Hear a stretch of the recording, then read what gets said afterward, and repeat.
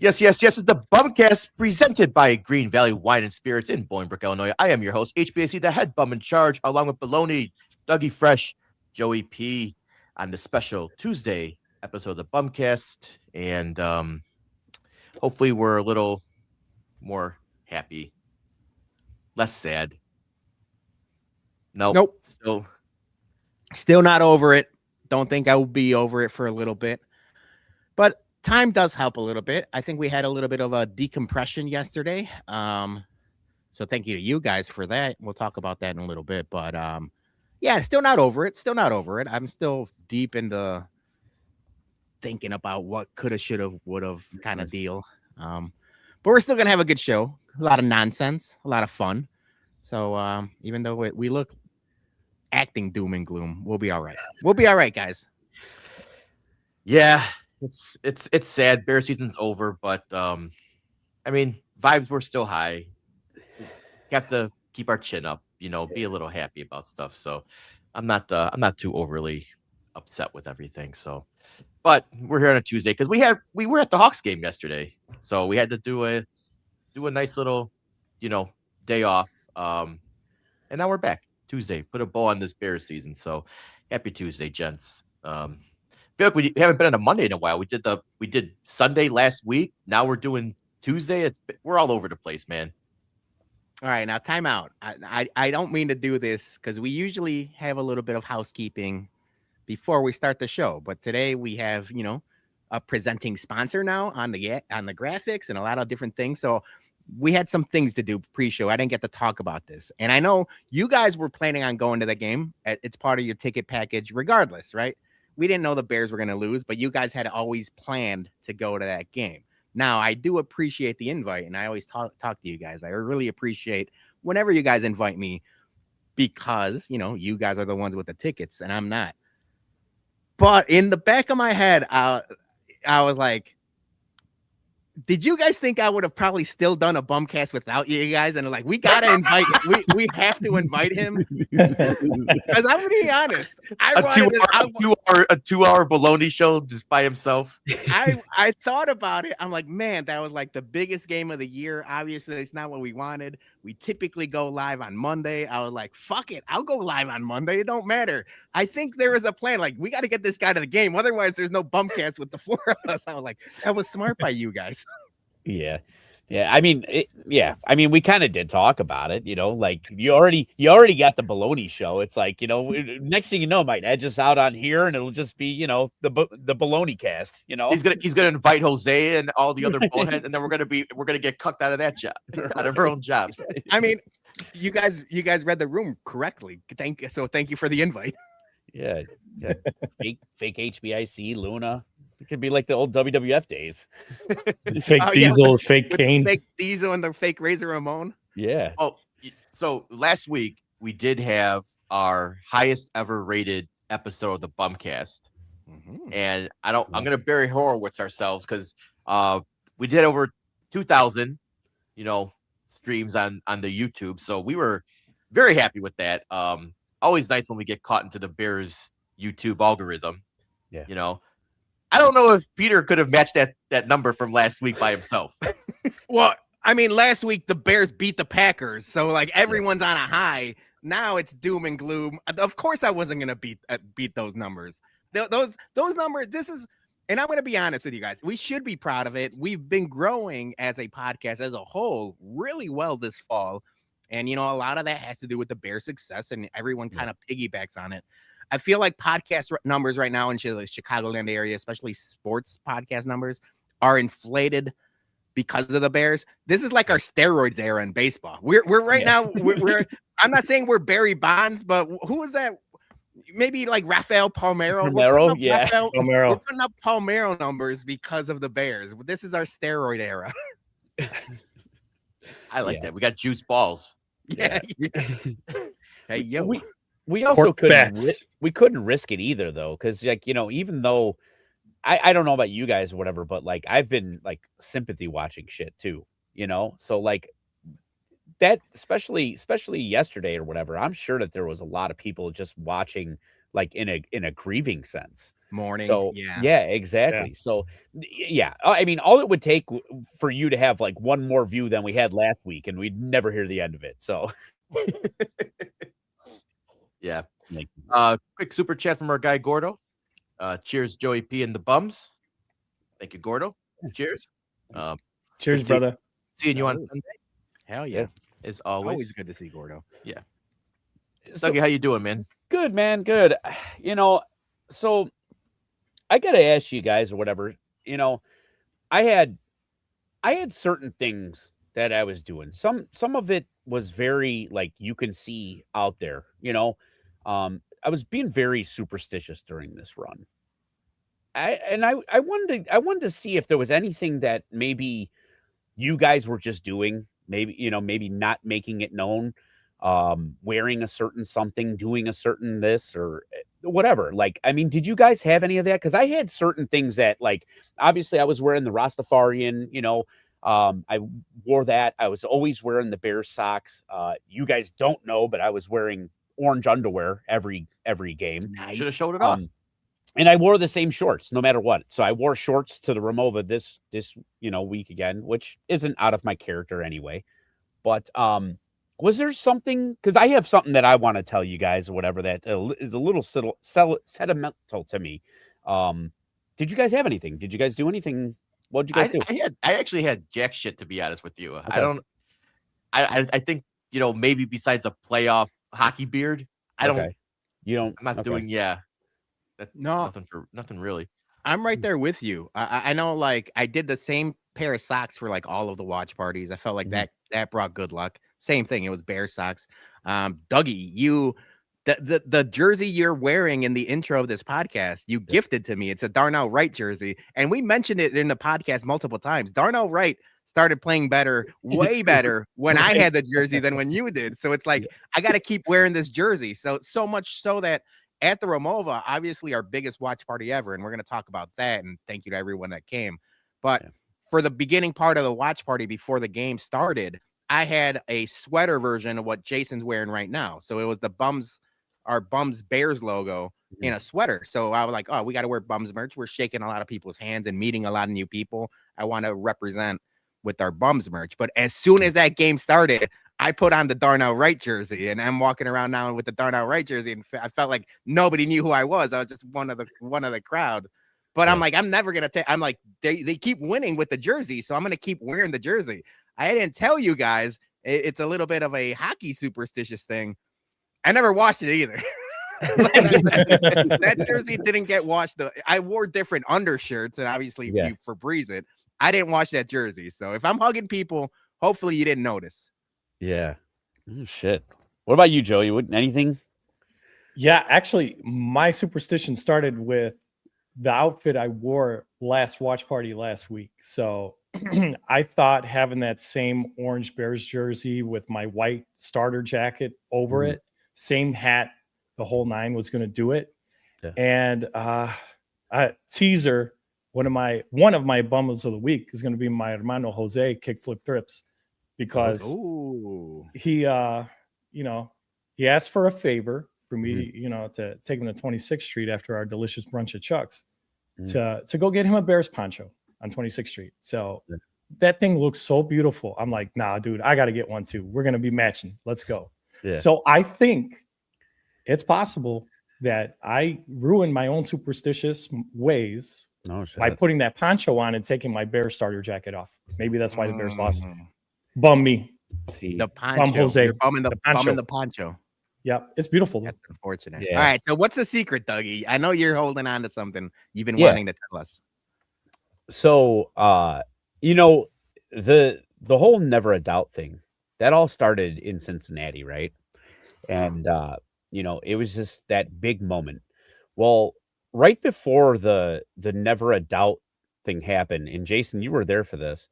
I was ripping shots of Fireball.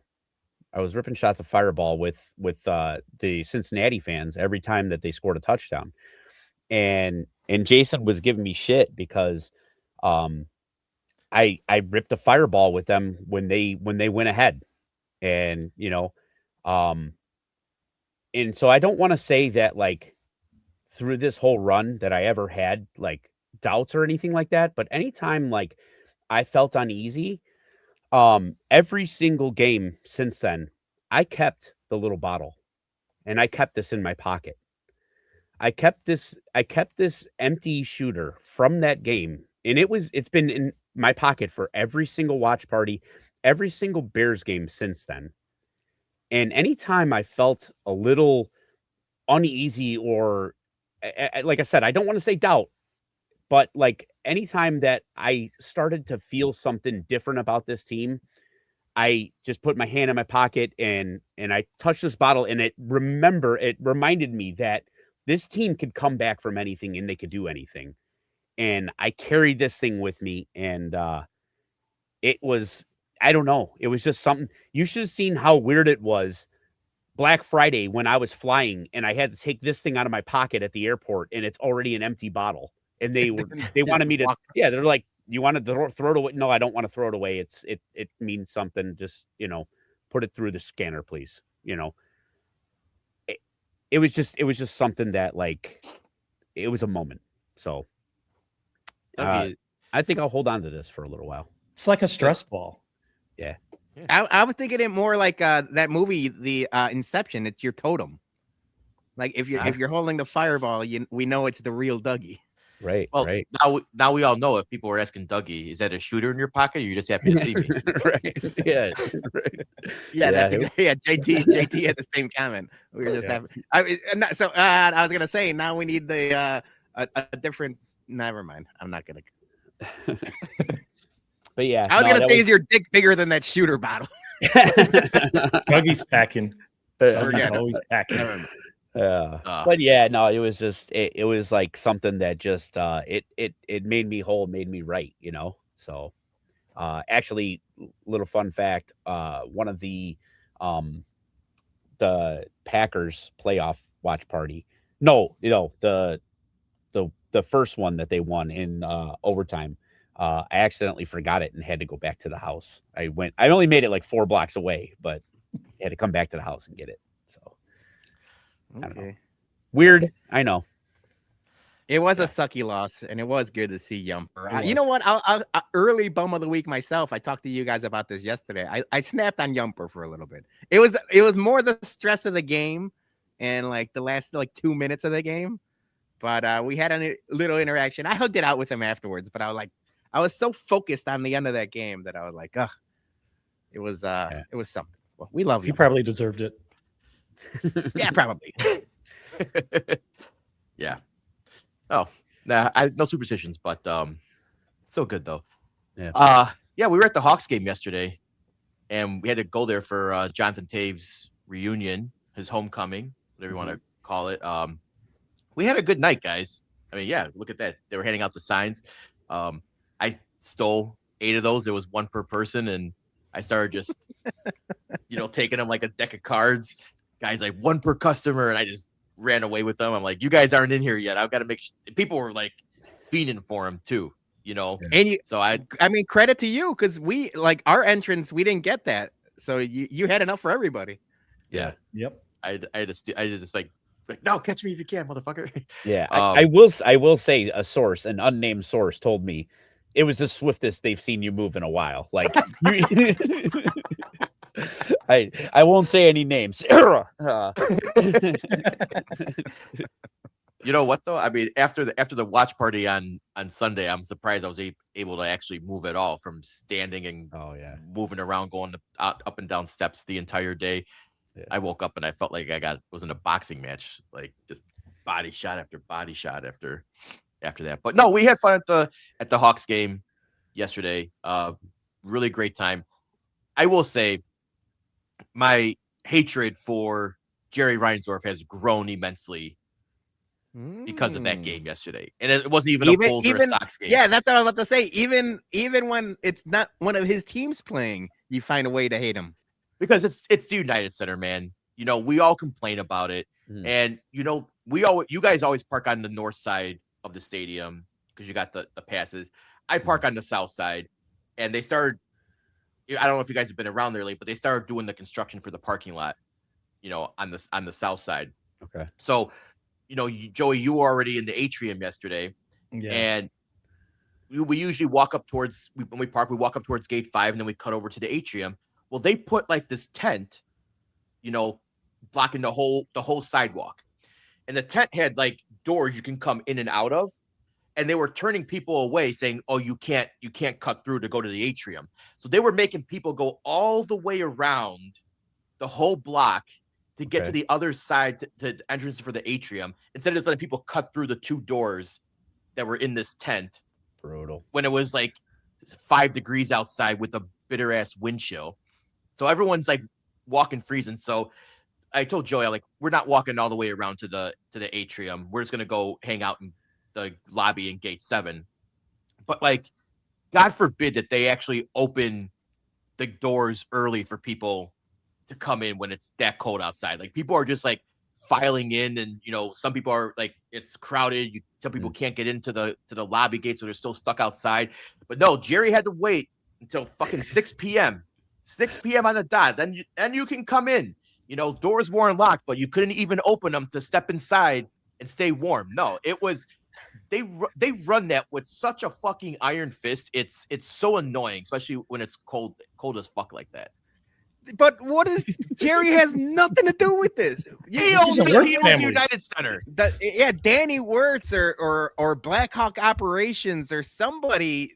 There's a lot of people we should be. And don't get me wrong, Jerry earned his level of hatred, so I understand that point. But like, I don't think Jerry Reinsdorf has anything to do with the construction. He's doing the parking, the construction the tent. shit. Like he didn't put that there. That's him. And like, no, he put it there. And like, like Jerry Reinsdorf is sending an email to Blackhawks Operations. Don't open the doors until 6 p.m. Yeah, that has nothing to do with Jerry. No, I'm blaming him. I don't care. His stink is all over the United Center, and this whole construction, the parking lot shit and everything.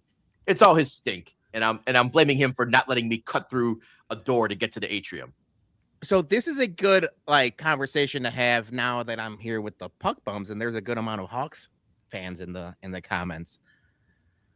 Because of the level that Jerry gets hatred, I feel like the Wirtz family, and don't get me wrong, Danny is different than the other ones, but the Wirtz family kind of skates by on being shitbags because Jerry is deflecting a lot of the shit bagginess, because like the Wirtz family is in bed with the United Center, so they're part owners in that. They're part owners of the construction, like everything else. They're part owners in CHGO, which everyone was mad at Jerry about. And I feel like the Wirtz family just skates by, being like, "Oh, we're bad, but we're not Jerry bad." Well, you know what? But that hatred died when Bill died. Bill was because Rocky was so beloved. Well, yeah, that's the whole thing. I mean, so like you had, Bill was just as bad. I mean, he was hated. I don't want to say just as much as Jerry, but on a Hawks level, like, because Jerry gets so much heat because he's got 2 teams that he's fucking up. You had Bill that was only messing up 1 team, but like, he was getting that hate too. And that was where, like, it was refreshing once he passed away. You had that reprieve. And so maybe that's just what we need. We need that reprieve of Jerry Reinsdorf passing away, unfortunately.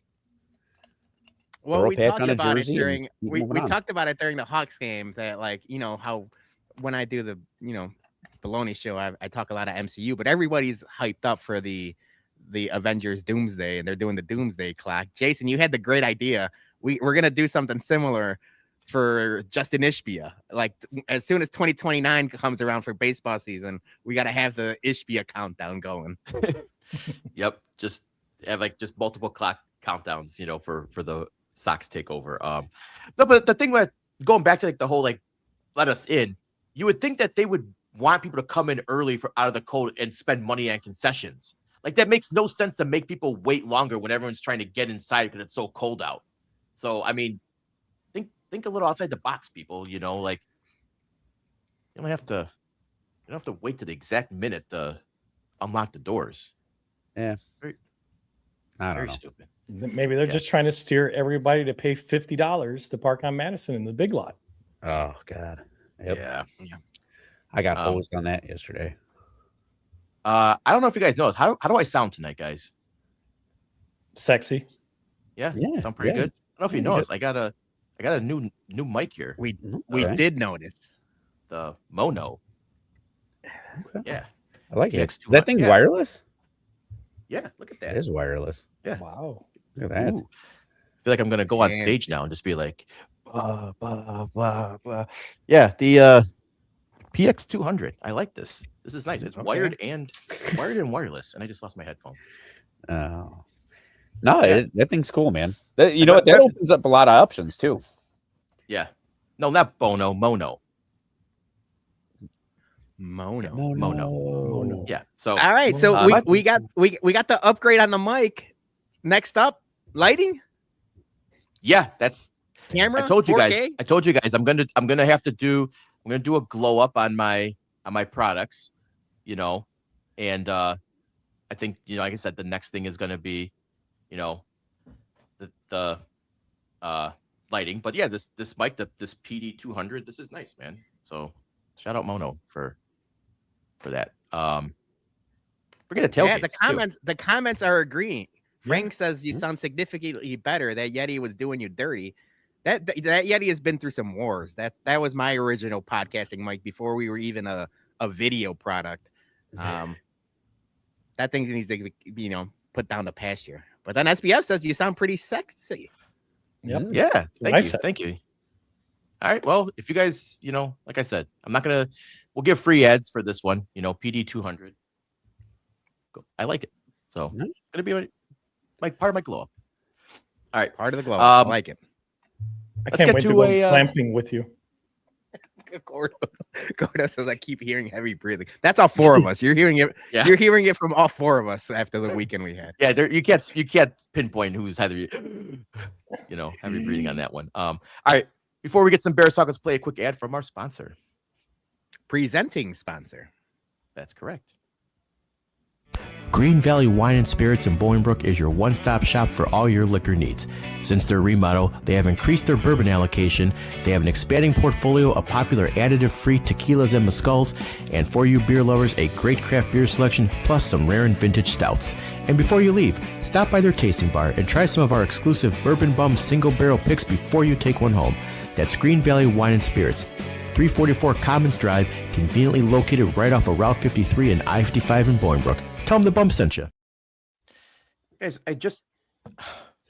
during the commercial break, I gave myself a paper cut. I don't know how that happens, but Cancel the glow up. I know. He's playing hurt now. Workers' 15-day comp. DL. mortally wounded. Mortally wounded now.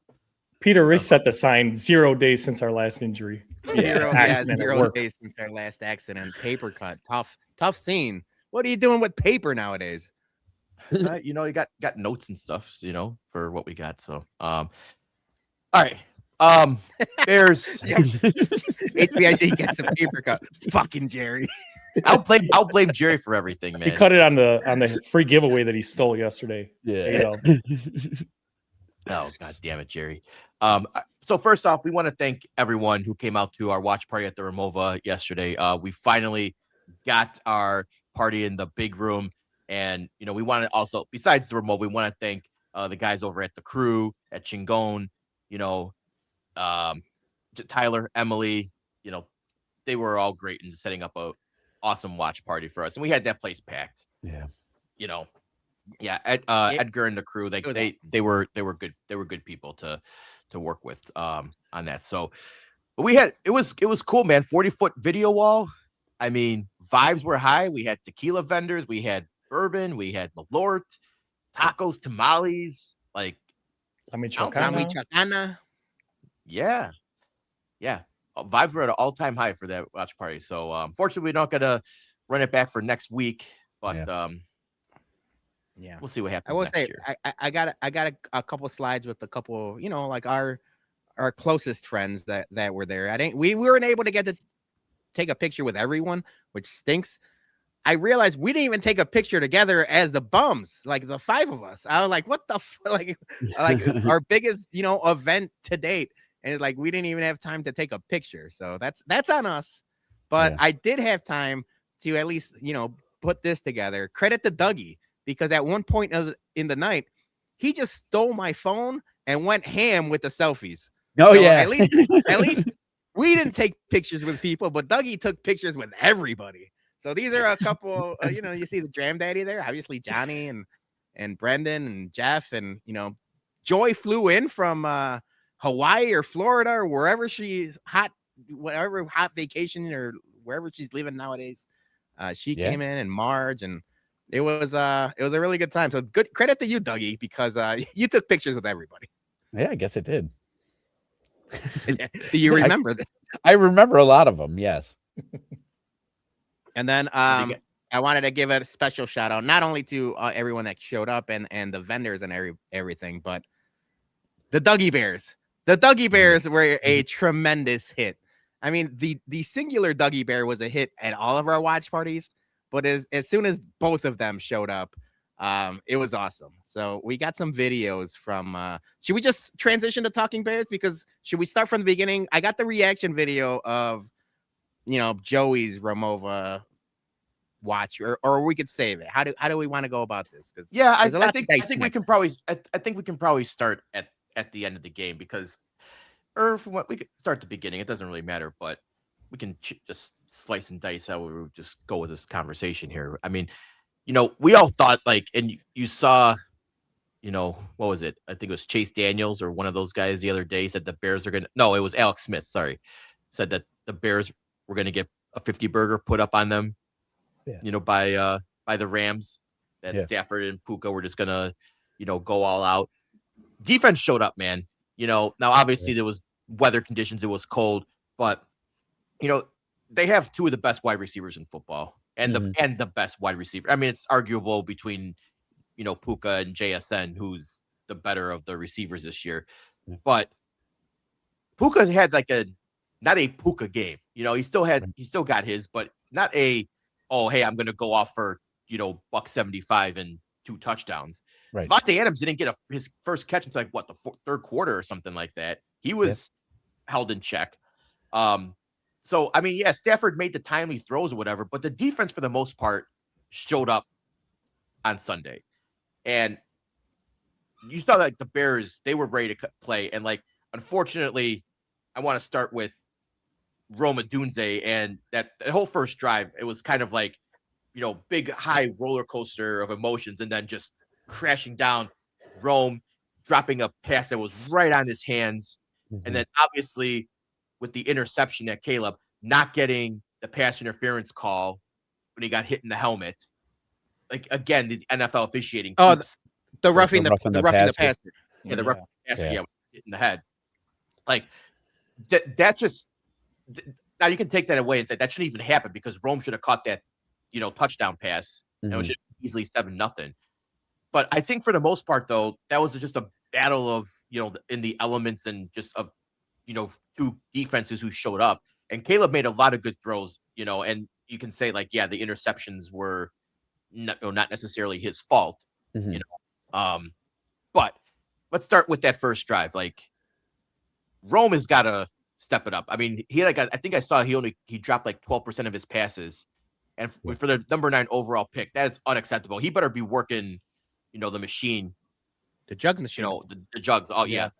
Working the jugs all off season, man, because that's unacceptable for his status. So to be honest, the drops were masked by the production he was having at the beginning of the season. The beginning of the season, he had an unbelievable start, and I think that masked a lot of the problems that he's been dropping passes since he got here, since last year. There is a stat that last year, he was the most open receiver in football that ran a specific number of routes, and we're like, oh yeah, he's gonna be awesome because he's always open. But he also dropped more passes than any of the other number 1 receivers, and he still had a good overall rookie year. But obviously this year was so up and down because of injury, and that's not his fault, but also just drops, man. And it's not just Rome, it's the entire offense. It's Colson Loveland had a hell of a second half of the season, but when it came down to it, he dropped a couple balls in very needy, when you needed him to step up, and then we'll talk about DJ more later. But like everyone is at fault, not just Caleb. It's the entire offense. Just for some reason, like we talked about how high the vibes are in the locker room and stuff, and how like the culture and everything else is awesome. Hopefully, it's not all smoke and mirrors, and they do like each other. Because I want Caleb to take these guys out to California or wherever they want to practice, Florida, and just spend like 2-3 weeks together, like Rome, DJ, Colson, all of these guys, because it's like the more time you spend together in the off season when it's not like OTAs and stuff like that, it's going to benefit you in the long run, because they're just not on the same page some of the times. And some of it is route running. Some of it's Caleb's decisions. Sometimes maybe it's the playbook. Maybe it's all three. But like when the going gets tough, there's just a lot of inconsistencies, a lot of mistakes. Even going back to that Packers game where Luther Burden just ran the wrong routes, stuff like that. It just happens too much to this Bears team. And I know it's first year under Ben Johnson, but you could clean that stuff up. And I expect the Bears to clean it up in year 2. That's where we're expecting the progress to go up and up. That's the thing, man. Like we're sad, we're bummed out, and we'll talk about the rest of the game now. But like, this is the worst this Bears team is gonna be under Ben Johnson, under Caleb Williams, under everybody else, right? If this is the floor right now, I'm in, man. Sign me up. I mean, sky's the limit. This is the good year, and next year's gonna be in better and best. That's my take on it. Yeah. So I think the pill that's so hard to swallow about this is, like you guys mentioned, you hold Puka to under 60. You hold Devontae Adams underneath there. You look at that stat line. If somebody showed you that stat line with you not knowing, you probably would have bet your life on, if we held those two dudes down to what we held them to, that the Bears won. I mean, that's how I was looking at it. And I think that was the hard pill to swallow on this whole thing was, everything that everybody was telling you they were going to get chewed up on, they didn't, and they did it, and it still wasn't enough. And that's the hard pill to swallow. Yeah, no, 100%. I mean, besides, Kyron Williams getting the 2 TDs, yeah, you're right, Dougie. Like Puka, like 5 receptions, 56 yards, but those receptions were timely receptions. They were, yeah, on third down, but it wasn't like he was just gaining big chunk yardage like he usually does when you watch it in a game with him. Same thing with Devontae. He's always been like their deep threat, and 2 for 24. So now you can talk about the questionable, catch, fumble, whatever you want to call that. But yeah, I think you're 100% right though. It's like you look at that stat line, you think like Bears just, curb stomp the Rams, holding those 2 guys to under 100 yards. Not even the stats, just the points in total. You tell me they held the Rams to 20 points at home, you should win. You got to score more than 20 points to win. But like, I would have taken that if you told me that on Monday, saying like, "Hey, the Bears are going to hold the Rams at 20 points." Sign me up. I'm like, yeah, they're probably going to win that game. So it's crazy, man. Like we shat on this defense time and time again because it was the bend don't break. But when the going got tough, they stopped everyone they needed to. They stopped the Rams as much as they could, right? The Packers and Jordan Love that second half, they showed up and adjusted and did well. So I got to give credit to Dennis Allen, man. It was like much maligned all season long, but Dennis Allen called a hell of a game. And it really did help that like the Bears secondary was healthy for the first time all season. Jaquan Brisker was everywhere, man. Like we were bouncing up and down for the watch party, and like like you stay with like everyone in the balcony, and then I go downstairs and kind of mingle with everyone downstairs. And like every time I would be focused on the Brisker was making a play. He was literally everywhere on that field. But that defense does look a lot better because the secondary was healthy. Like when we did our Bears preview show, we thought the Bears secondary was going to be like a highlight of this team, like a depth piece. And like, just, they just one by one, just going down. I'm like, fuck, man. And I mean, we shat on Jalen Johnson all year, and he was on Shannon Shark's podcast talking about how he came back from that surgery and needing like shots every week just to be on the field. And we knew he wasn't at 100%.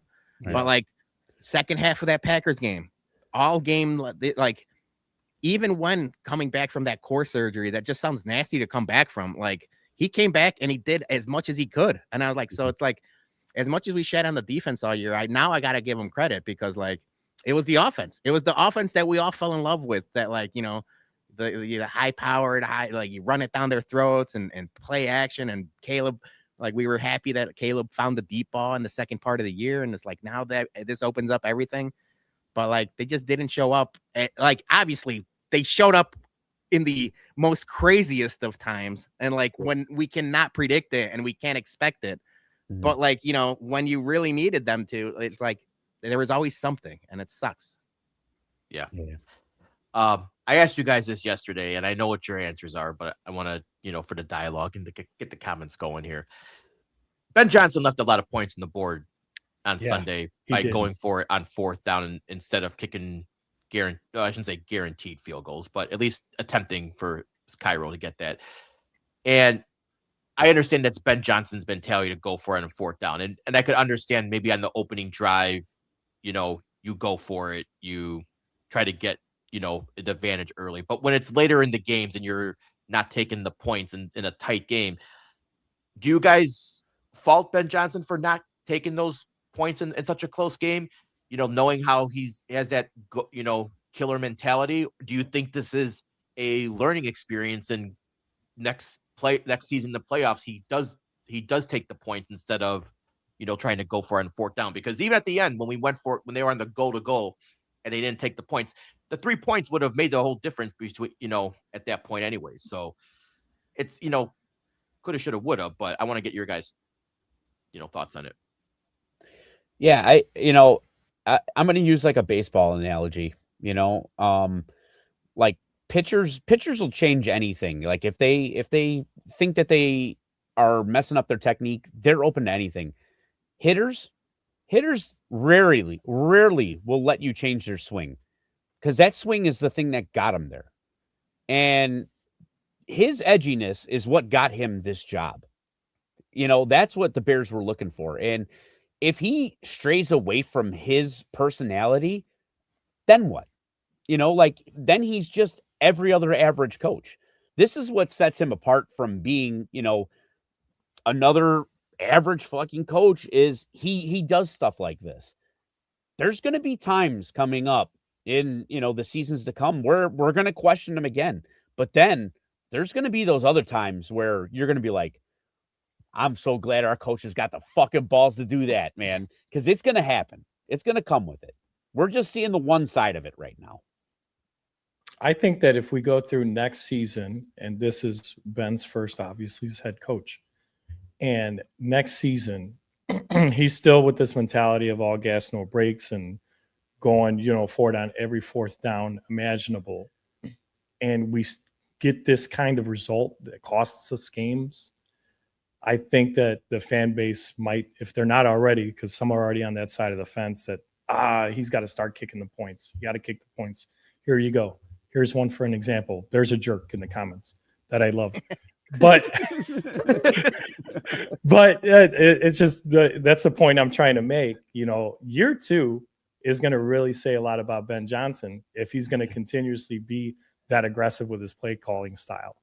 Because after the second season now, we're going to expect you to have, you know, either you're going to make and execute these play calls perfectly, or now us as fans are going to expect you to become a little bit more conservative when it comes to fourth down. Yeah. And I'm on the opposite side of a lot of people. I love the way he calls the game. I know it's not for everybody. I know it's like bucks the trend of a lot of like conservative, old school, you know, Bears smash mouth type football. Mm-hmm. But I like that he went for it that first possession. Like you drove down the field dominantly. And if it wasn't for the Rome, we weren't having this conversation if it wasn't for the Rome drop. And I know, you know, coulda, woulda, shoulda, whatever.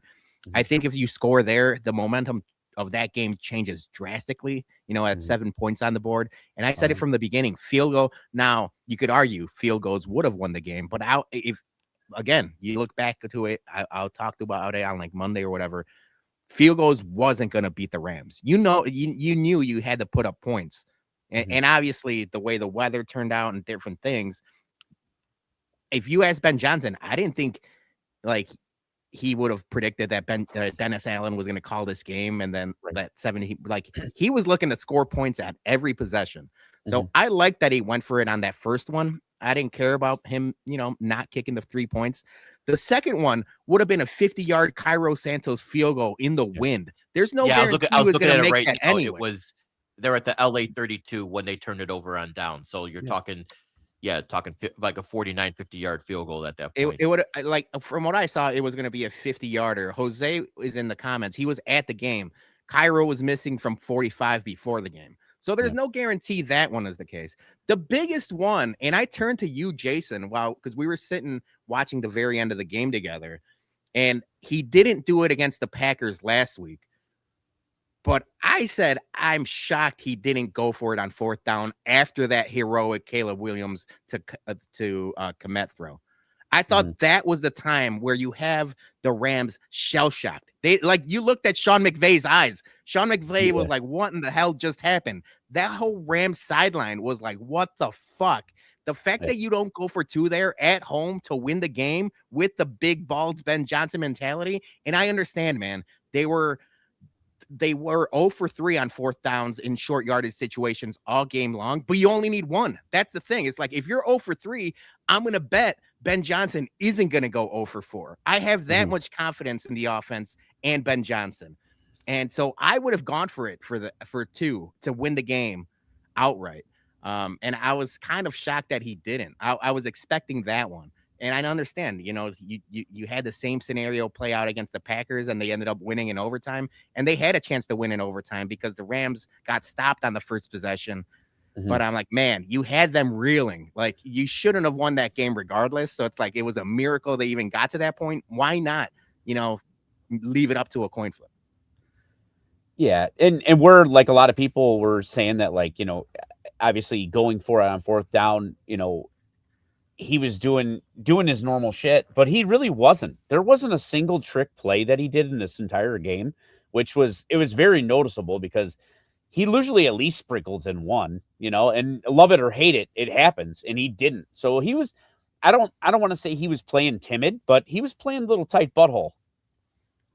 You're right, Dougie. There wasn't a lot of like the classic Ben Johnson thing to that game, and the same could be said about Sean McVay. Sean McVay, I said before this game, like, he's by far one of the better coaches in the league, and I really like the way he calls the game.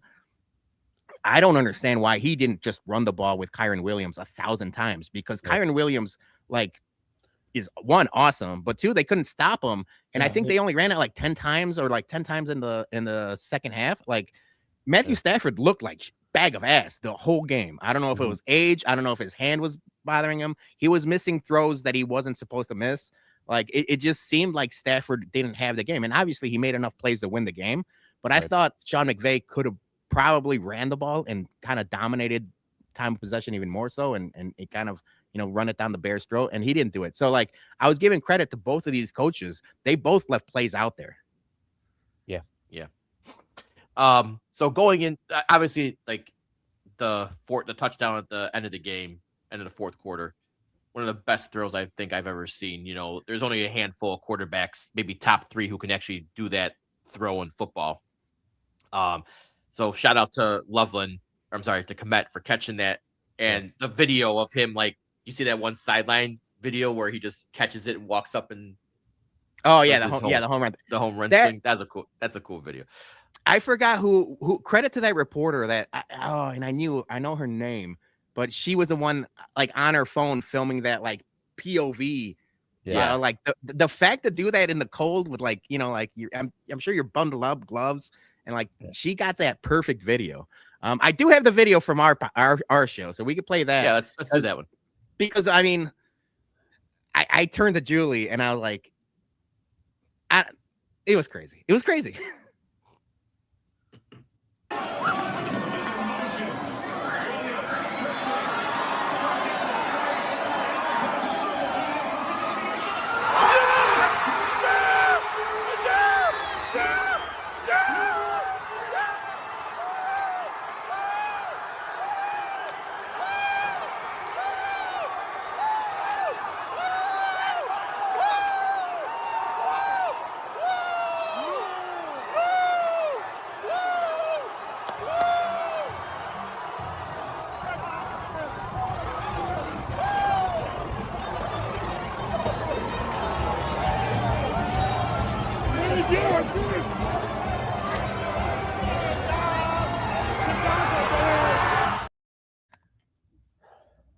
insanity. He Insane. had to be there. Insane. I paused it. I Energy. paused it during the Dougie. I was like, Yeah. but like, it was so improbable, and we're talking about a team that just did the improbable all season long, and like every watch party was crazier and crazier and crazier than the next because they're so unpredictable. Yeah. But I was like, I turned to Julie. I was like, I can't believe they're doing this again. I can't believe they're doing this in the playoffs. Like it just like, and they just fell just a little short. It's heartbreaking, but still, like looking back at it, this is almost best season since the Super Bowl season. Like, just it was magical. Yeah. It was. No, I 100% agree. So going into the overtime on that, like, yeah, it was the way the game ended was very deflating. But Colston Loveland looks like he sounded like he had a concussion. Concussion. and I didn't that's- even know and he- that. Yeah, he wasn't in for any of the overtime snaps. But when they got to the 50, I was a little. Now we can talk about DJ Moore, and there was a lot to be said about him. Either he pulled up on the route, he ran the wrong route, he didn't read the safety properly, and didn't make an adjustment on his route. I thought it was a little, and I know this is the Ben Johnson Caleb thing. I think I probably would have done more over the middle, shorter passes. Just take time off the clock, get smaller chunk yards instead of trying to go for the home run ball. But that's just me nitpicking. I think DJ Moore, and the fact that he didn't answer, the questions afterwards, he didn't make himself available, and that's his right. He doesn't have to talk to the media if he doesn't want to, but kind of telling like that, he didn't do the route correctly, and he doesn't want to talk to the media. But what do you guys think of that? Is that just people making too much of this, or is obviously I think it's just he ran the wrong route and messed up and cost us that game. I don't care about the fact that maybe he ran the wrong route. The thing that I care about was his speed. His speed was not fucking game speed. That is not acceptable. Mental errors happen. It's going to happen. Like it shouldn't happen for him being a veteran, but if he did run the wrong route, that's fine. Like I can stomach a fucking mistake like that. Half-ass running, that's not a mistake. If you can't get up for that game in that moment and you can't hustle on that play, that's it, dude. I mean, we've done the whole, is he happy here? Is he not happy here? Like, he looks sad on the sideline, happy on the sideline. We're reading into it too much. We're giving him too much credit. We're being too hard on him. This is the moment. This was a defining moment in my eyes. He didn't give a fuck. He didn't run. Plain and simple. I find it disappointing, because I'm with you, Dougie, 100%, bro. Everything you just said. Our dude got paid to hustle, right? He got the big contract to stay here because he's supposed to be our number one wide receiver. And not to take away from him, he did. I mean, we beat Green Bay, right? On his shoulders, So it's just hard and it's disheartening. It tugs on my heartstrings because you get paid to play the way you did against Green Bay every game, especially in the playoffs now. Yeah. So I'm just a little disappointed and disheartened by that play. And I hope it doesn't happen again. Yeah. So that's the thing. So obviously at the watch party, we're not you could barely hear the audio, and we're doing so many things. I didn't realize that he had that long blue tent vision until like the morning after, when I started reading everything and breaking everything down. I think the first person I heard was Big Cat saying that like there's a possibility he was concussed and he was out there. And one, that sucks. But two, we've had this issue with DJ Moore, and that's the problem. It's like he doesn't get the benefit of the doubt because like this has been an ongoing thing with him. 3 different things happened, and they can all be true. DJ Moore ran a lazy, bad route.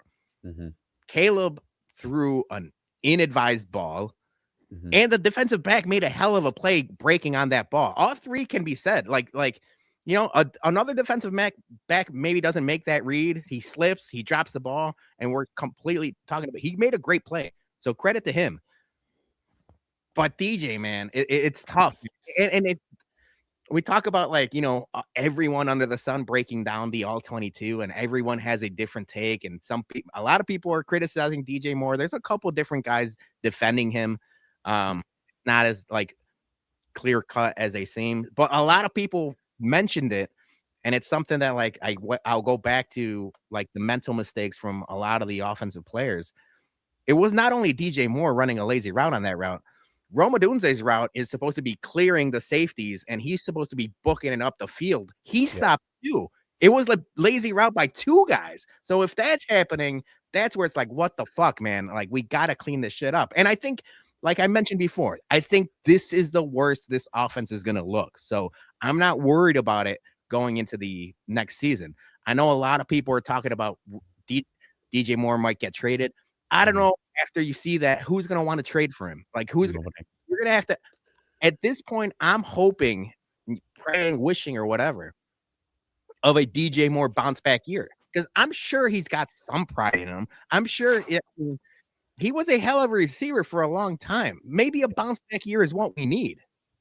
Right. Yeah, I think the only type of trade you're going to see for him is going to be a guy that's having the same type of issues at his team. So it'd be, problem child for problem child, dude, I tell you, and I know you guys probably saw it too.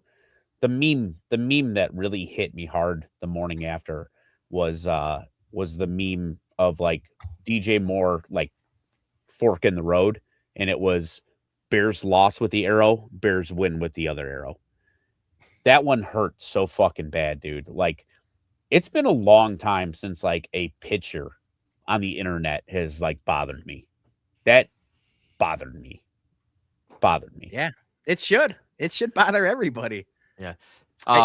J Moss is in the comments saying he's only gets traded if the contract gets redone by us. I also think there's a possibility the contract gets redone by the Bears.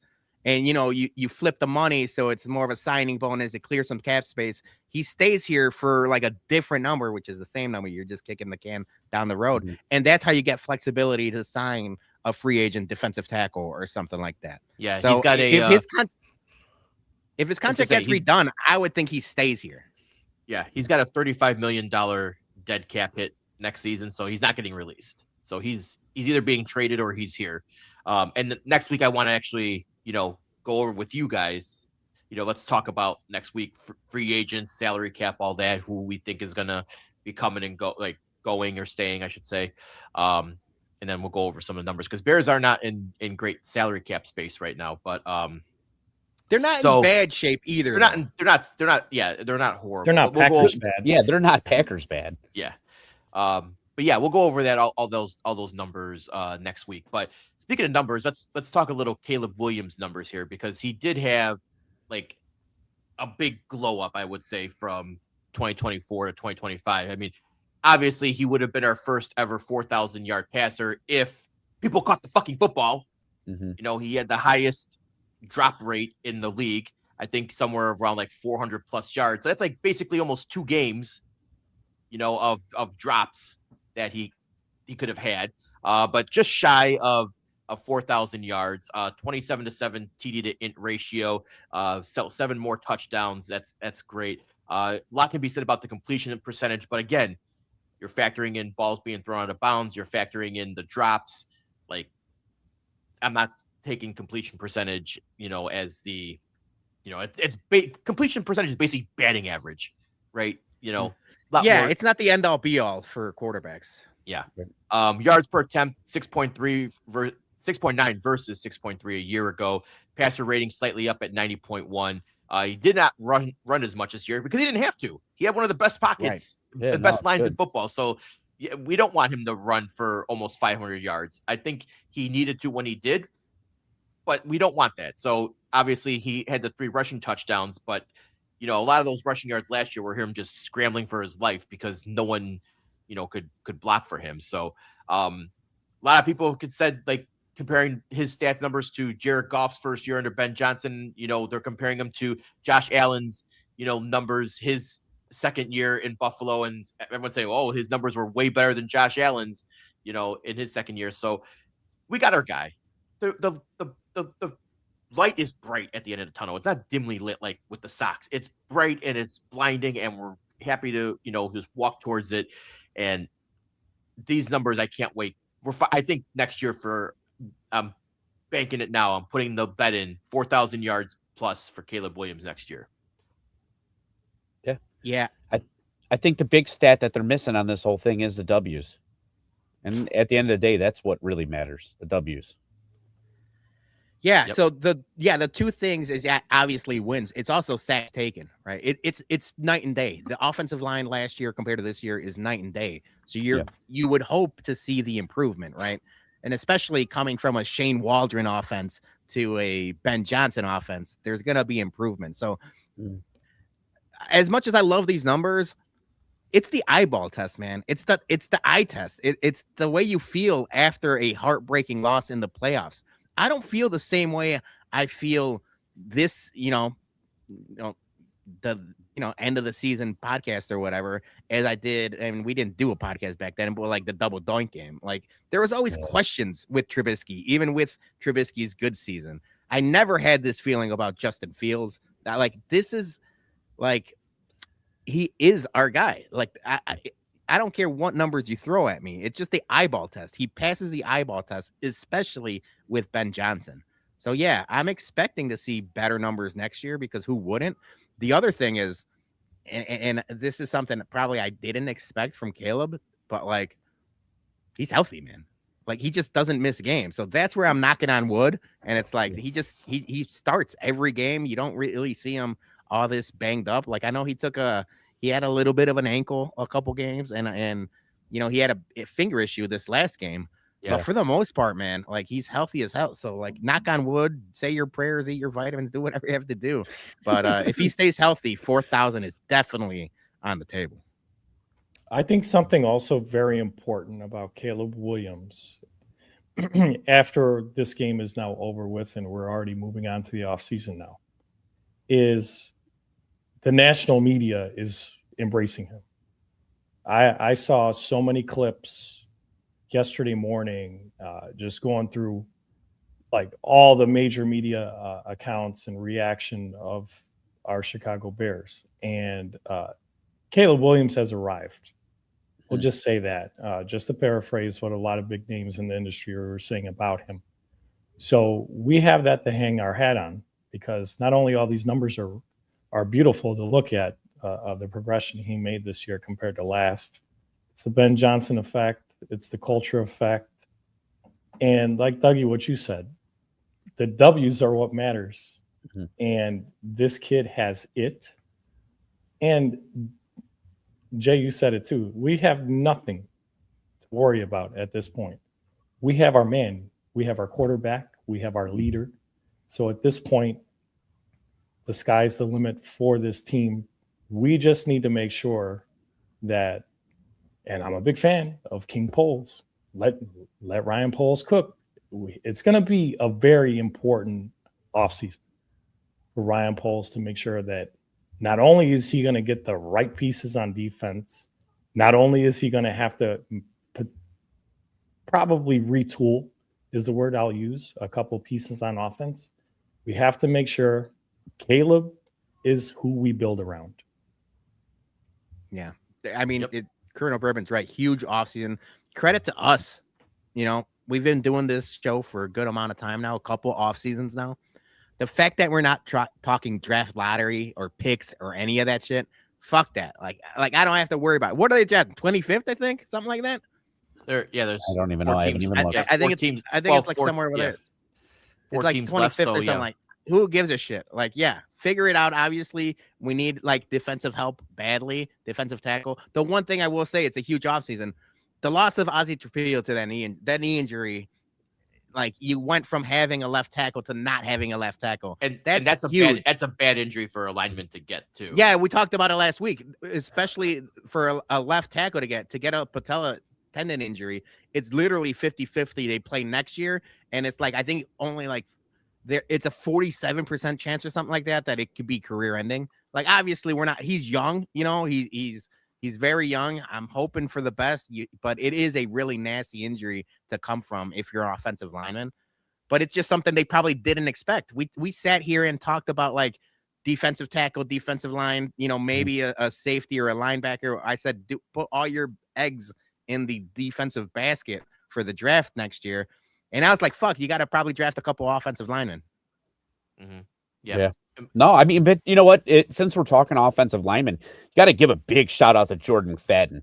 That dude, next man up, stood up. I mean, that dude, he did his job, man. I thought I saw the stat. He had like 80 something snaps and only 2 pressures. That was it. How about Joe Tooney, man? Joe Tooney's a Hall of Famer, right? He's a Hall of Famer. He's gonna be first ballot. He should be first ballot. But the fact that Ben Johnson calls him the week of, saying, "Hey, we're gonna have to move you to left tackle," and he's done that in the past. He's done that in the playoffs in the past. But yeah, no problem.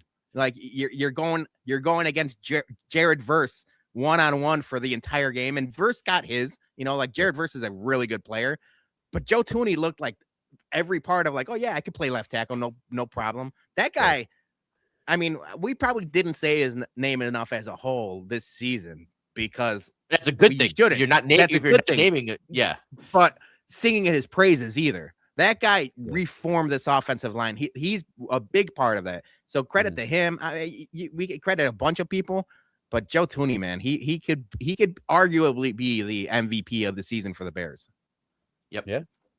And case could be made for at some point for Colson Loveland too, because I mean, like, he's a guy. He's gonna be a stud going forward.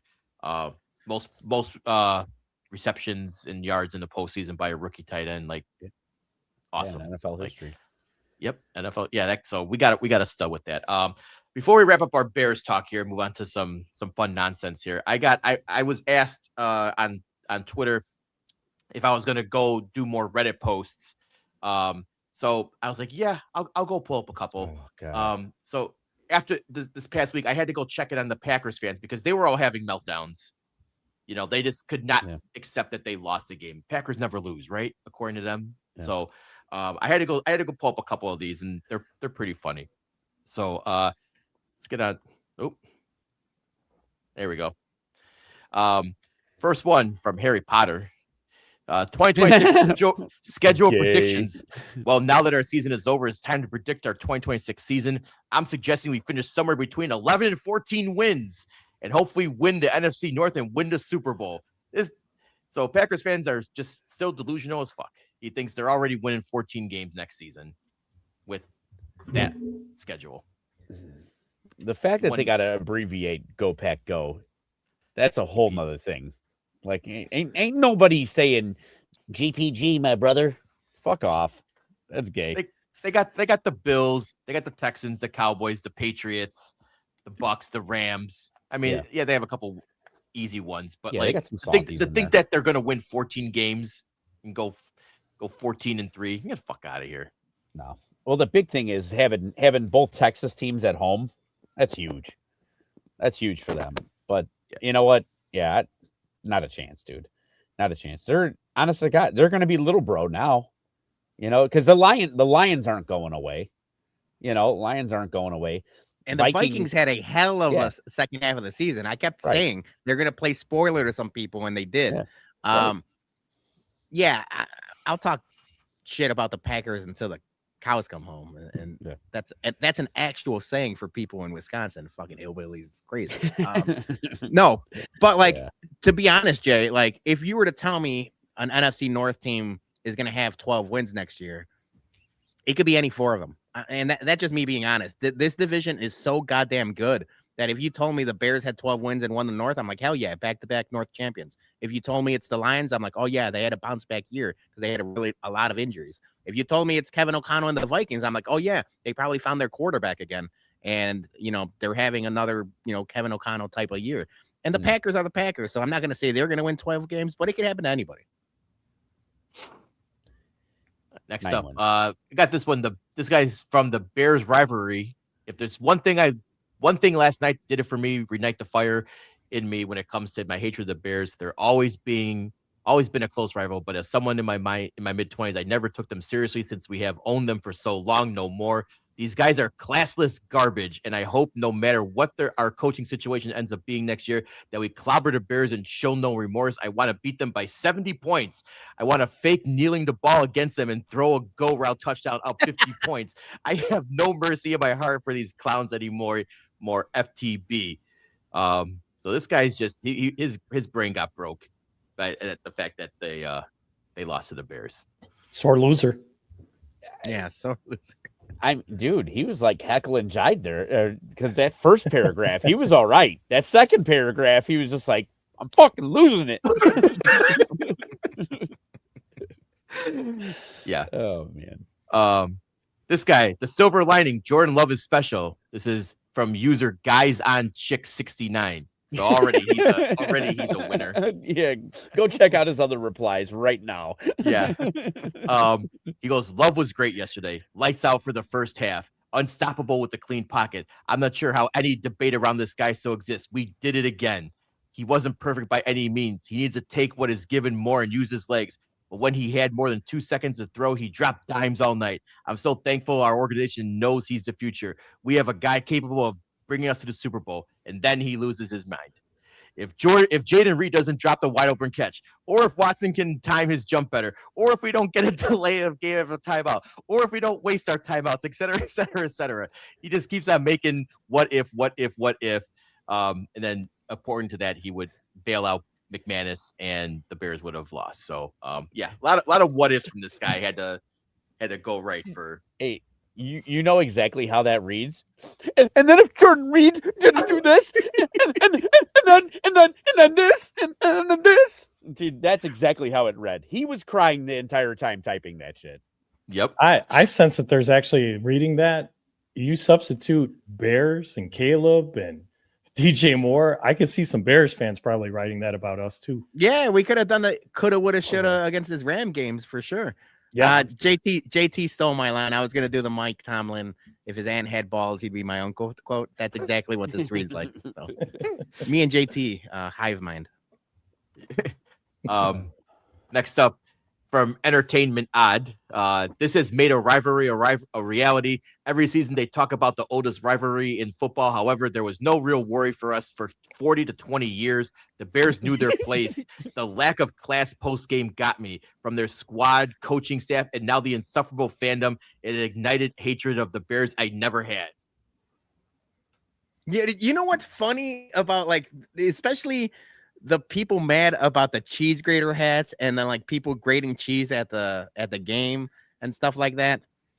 Isn't that what you're supposed to do with cheese? It's like, are you not supposed to grate cheese? What the fuck? That's what it's there for. They eat right off the block. All right. Now I've never claimed to be the intelligent person on this podcast, but I at least know to say 20 to 40 years, not 40 to 20 years. This dude's a dummy. This dude's a dummy. A couple more. This is I'm gonna read this off my phone because it's text, but I'm gonna try to give you the TL DR on this one. From John Rates Movies. They deserve it. This is a bit more philosophical than analytical, so bear with me. I hate the Bears, but I realized yesterday that I don't really know why I hate them. Is it because I hate the city of Chicago? Not really. I live 30 minutes away, and the city is beautiful. Is it because of their fans? Most likely, because they're always so cocky-headed in the games, and it was funny to laugh at them when they got fucked. But now that I'm thinking about it, I hate the Bears because we always beat them. And maybe it's just in human nature to pick on the loser. Besides possible personal experiences, I'm sure some of you would agree. At school, I would always talk shit. At work, I talk shit. At home, I talk shit. And it was easy because we always won. But there was always a thought in my head, one of these years, the Bears will fuck us up, and I'll be on the other end of this shit. This year was the first instance of that. And for all the shit I talk, the Bears fans deserve to talk shit back. Maybe they deserve to put on the cheese shredder hats and parade the city. I'm not trying to say we shouldn't hate the Bears. We should, because the rivalry is awesome. I'm just saying, if you see shit talk online or in person, maybe don't try to snap back at it. These guys have been fucked for years and years, and they got to admit they deserve their moment. I was like, This is the most level-headed Packer fan I know. And credit to him, it's not fun with when the bully fights back or when the nerd fights back. Whatever we are in this situation, now we're the bullies. Yeah.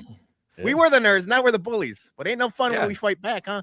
Dude, honestly, I wasn't sure how this was gonna go. I was sad that this, we're talking about end of the season Bears game. Yeah. Jason, credit to you. This segment is fun just so we could dunk on Packers fans just one last time before we end the season. That's a good way to bookend this. Let's keep this rolling. Yeah. I like this. I think I got two more here. NFC North analysts, Bears can't win. Bears can't win for their regression toward the mean. Their defense is old, slow, and expensive. They are up against the cap and will have to make difficult decisions. There is no way they lead the league in turnovers again. They have to play a first-place schedule. Ryan Poles is still their GM. And he talks about the Lions and, theirs and the Vikings. And then he says the Pack 17-0. So another meathead delusional Packers fan who thinks the Pack are going undefeated next season. Good luck with that. And for the record, our defense is not old, slow, and expensive. They just suck. No, I mean, they are very overpaid. I'll give you that much. Yeah. Analysis. But Ryan Poles is still our GM, and that could be a bad thing for you guys. Yeah. And he's then- great. And then some guy realized, forget the coaching situation for a minute. How bad is our cap situation? Yeah, now we're talking. These guys finally figured out that math is not their friend. Finally you fucking realized idiot. after all these years, it's like a recent article I read basically stated that we're going to enter the offseason $30 million over the cap. And it's like, good luck with Jordan Love and Micah Parsons, because you finally realized that this was your year to do it. Is it? Now you guys are fucked. You pushed all your chips in for this year. Didn't work out. Too bad. Yeah, maybe try selling more of those phony owner shares and put that money towards the salary cap, because they are fucked. Micah Parsons in particular, like, obviously he's coming back from a devastating injury, and he said his goal is to play at the beginning of the next season, but you never know any of that. But the main thing is Jordan Love, and that's the thing we'll go back to. If you ask me as a Bears fan, but if I try to be just impartial about the situation, Jared Love is right now the third best quarterback in a division that is very, very good. And he's not going to get much better than what he is now. Caleb is still growing, still good. And I think Jared Goff right now is the best quarterback in the division, but Caleb is on his heels. I'm not saying he is not yet, but he will be. Giving Love that contract at times seemed like the right idea. I don't know if that was. So that's the one they're going to have to fucking sit on for a little while. And you can, as much as we talk about fudging stats one way or another with Caleb, the same can be said about Jordan Love. Packers fans love to throw all these times about like when he has time or when he does this. Jordan Love is awesome, but he just throws some moonballs sometimes that are like, what the fuck are you doing? It's very similar to Caleb, to where it's like Jordan Love has a propensity to throw interceptions, and sometimes Caleb's was a bad route or like wrong timing and stuff like that. Jordan Love just makes some bad mistakes, so it's like he's the third best quarterback in the division that's getting better. Yeah. All right. That wraps our football talk, our Bears talk. Like I said, next week we're going to be talking about the potential free agents and the salary cap and where the Bears go heading into the offseason. So join us next week for that. But for now, let's get into some headlines. Peter, what do we got? Well, yeah, so we talked Hawks, but we didn't really get to talk about Jonathan Taves coming back, and we talked about it. You had the signs, Joey. You had the signs up there. It was awesome, right? It was awesome to see the reception. It was awesome to see it live, and I'll say it. He was my favorite Hawk of that dynasty. Like, a lot of people had Kane, a lot of people like Keith and Seabrook and stuff. Hosa, Sharpie. I love Jonathan Taves. I love his professionalism at a young age, and now going back to it, he actually talked about how like it probably wasn't a good idea that he was captain so young, but he learned from it, and he's still a freaking Hall of Famer. It's like that's the bottom line. Yeah. It's like, so it was nice for him to get his moment, especially because unlike the other players that came back, we didn't know if we were going to get this from, like he was out of the league for so long that like you didn't know if he was going to come back, in what capacity. So it's good to see him on the ice, good to see him play for his hometown team. It hurts a lot less than Kane with the Red Wings. Like when you guys were at that homecoming game for Kane. Yeah. I saw it at home, but it's like that it hurts to see him with that jersey. This hurts a lot less. So yeah, what were you guys' thoughts about the comeback overall? I mean, it was done right. The referees, just kind of sat back, let him have his moment or whatever. Because sometimes, I don't want to say all the time, but sometimes, the refs will kind of be like, all right, we gotta get back to the game. Refs just went and sat in the penalty box. I think one of the linesmen just kind of like, chilled out or whatever. They just kind of knew, hey, game's delayed for right now. That's it. It was awesome. You could tell he was emotional. He was trying to hold it together even through the national anthem when they were doing the Canadian version. It was just really awesome to see. But it was like as soon as that moment was over, I leaned over to White Sox Dave and I'm like, all right, now put his ass in the boards. Like you got to put a body on him. Exactly. Put a body, like just that first hit, like, hey, this is it, yeah, it was a nice moment. It really was a beautiful moment. Beautiful man. The dude is legendary beyond means. He gets complimented around the NHL and throughout the whole hockey world for how serious he is. Captain Serious was what he used to go by, right? Yep. It's just astonishing how an athlete like him, so young, Dougie, as you just mentioned, he became the captain, right? At such a young age for a brand new squad, that he left an imprint so impactful now for future up and coming NHLers that, they can just follow his path. But are they going to have that level of seriousness, of accountability, of like being able to control a room as a kid with all these veterans around you and they buy into you? So he's first ballot Hall of Famer. He is awesome. He's our captain, always will be. It was a beautiful moment yesterday. Yeah. I mean, the crowd was rocking. Everyone was cheering crazy. Like when they showed him on the screen, the tribute was awesome. And then we got the win. So, but welcome home. We'll see you in the rafters. We don't know when it will be, but he'll be up there with the greats, and he deserves it. He deserves it. He's our captain. You guys are the puck bums. You guys are the ones with tickets. But I turned to White Sox Dave and Joey for a second. I love the moment. I loved everything. My man got cucked. My man got cucked pretty hard by our quarterback, our future. I got a little bit of that too.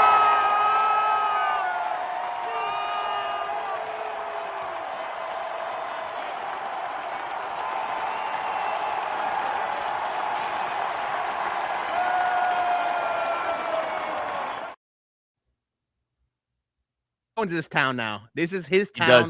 He can do what he wants. Yep. Just don't turn into a Johnny Manziel. No, he's got way more talent than football Johnny. I'm just saying the vices. Don't let the hookers and blow get to you. So that was a small little turn for me, and maybe all of us, I don't know. But like when I saw Caleb smiling and laughing and enjoying himself at the game last night, it made that loss just a little less hurtful. Like there was just something about that like it was almost very therapeutic, like that the Hawks did that. It's like literally boom, next day deep cut type shit, but there he is, he's out, he's having fun, like he's still ready, he's still like it kind of made me center. Yeah. So, what resonates, and it's something I talked to Julie about it because she said, like Caleb was at the game and stuff like that. And I was like, there's reports. It was right in the beginning of our podcast. Him and PCA are at the Bulls game now. So he's just all over Chicagoland. A lot of quarterbacks, whether they're great or not, hometown hero or not, or whatever, as soon as the season's over, they book it. He could be in California. He could be in Florida. He could be in Washington where he grew up. He could be in Paris for all we know. But he's choosing to spend more time in Chicago when he doesn't have to. That's how you win over a city. Not only with your play on the field and going to the playoffs and all the heroics of last second stuff. you ingratiate yourself in the city, going to Hawks games, the Bulls games, and being with the people. I saw a bunch of kids taking selfies with them at the Hawks game. That's how you win people over. And this is the last little bit. I guess we'll talk about Caleb. There was a lot of questions about the diva behavior, his dad coming out of UFC, his press conferences, all of that ancillary shit that is bullshit that really never defined who Caleb Williams is. And now we see it with our own eyes. If you're doubting him now after the season he has, after everything he does with the community, he was doing the Lyrical Lemonade with the Lyrical Lemonade guys and Eddie Barstool a couple weeks ago. Like, he's always around. He's at restaurants taking selfies, doing the matcha thing. This guy owns the city now, and I fucking love it. So 3 things. 1, sitting in the seats. He wasn't in the skybox, sitting in the seats. That was an awesome move. 2, he stayed until the very end of the game. Obviously, because of this photo or whatever, that was cool. He stayed until the very end of the game. But my third takeaway from this thing, what do y'all think about Bedard fucking got his dogs out in this photo? I mean, the dude's straight barefoot. I mean, you just skated for a whole game. I mean, maybe the boy's got to breathe. Leave our baby boy alone, Dougie. Yeah, no, you call me a pussy all you want, Dougie. I went to like 5 adult learn-to-skates with our friends, Jason, and those fucking skates hurt your feet so bad. I was like, you gotta let the dogs breathe, baby. Yeah, no, I thought it was kind of comical because I'm like, damn, here he is taking a picture, and I'm sure he's gonna take many more pictures with looks Caleb. Like a hobbit, but he's got the dogs out. Leave the baby boy alone. Come on, sis. All right, yeah. So this is the last of the football related topics. Or hey, what the hell? Where did this come from? More Hold selfies. On. We got the slides out of order. This is the last of the sports related topics. I got 2 nonsense topics for you guys, but in keeping with the football rivalry thing, because we talked about Matt LaFleur and Ben Johnson and Bears, Packers, and stuff like that. Sounds like Baker Mayfield is holding a little bit of grudges. This is Orlando Ledbetter talked about Falcons. Kevin Stefanski had a dumpster fire at quarterback in Cleveland. Baker Mayfield and Sean Watson failed, which started a chain reaction to 11 other quarterbacks, Shedeur Sanders being the last one of them. He quote tweeted this. It's on Twitter right now. Didn't delete it or nothing. Baker Mayfield is standing on business. He says, failed is quite the reach, pal, which we know how we feel about the word pal. He failed him. He says, still waiting on a text and call from him after I got shipped off like a piece of garbage. Can't wait to see you twice a year, coach. So the Kevin Stefanski Baker Mayfield rivalry is alive and well in the NFC South. Dude, I'm telling you right now, Bears Packers isn't like week 1 Sunday Night Football, then it's going to be Buccaneers at Falcons, because this is what we need. A lot of people are talking shit about the handshake with Ben Johnson and all that stuff. This is the kind of rivalry we need in sports. We need more of that. The NBA and even soccer, it's all like lovey-dovey, everybody hanging out in the off season, and everyone's friends from AAU and everything else. Everybody knows each other. Give me more rivalries. I want more Bulls Knicks or Bulls Pistons type shit. I feel like we're getting it with the Packers. And now Baker and the Falcons is going to be something to watch. So I like this. Dude, I'm telling you, I can't wait until the end of the season when it's winner goes to the playoffs and loser is just below 500. It's going to be, All I'll say is sucks.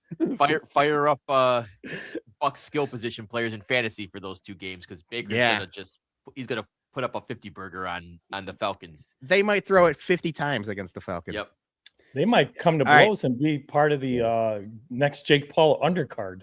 Yeah, they might fake a knee and then throw it down the boxing field. is exhibition now. All right, next one is something that went viral earlier today. It was kind of all over the place. But it's William Shatner photographed eating a bowl of cereal in his car at the stoplight. And we're all foodies here. We're all busy, traveling, different things like that. Besides a bowl of fucking chili or soup, is this the craziest thing you should be eating in your car while driving? A bowl of cereal? That's 100% going to go everywhere in your car. It's going to get in all the nook and crannies. There's no way you can eat cereal safely and cleanly while driving. the craziest thing about this, it's not even like a Tupperware or like a to-go bowl. This is a bowl he grabbed from his house with a spoon. He grabbed from his house, and I was like, all right, time to hit the road.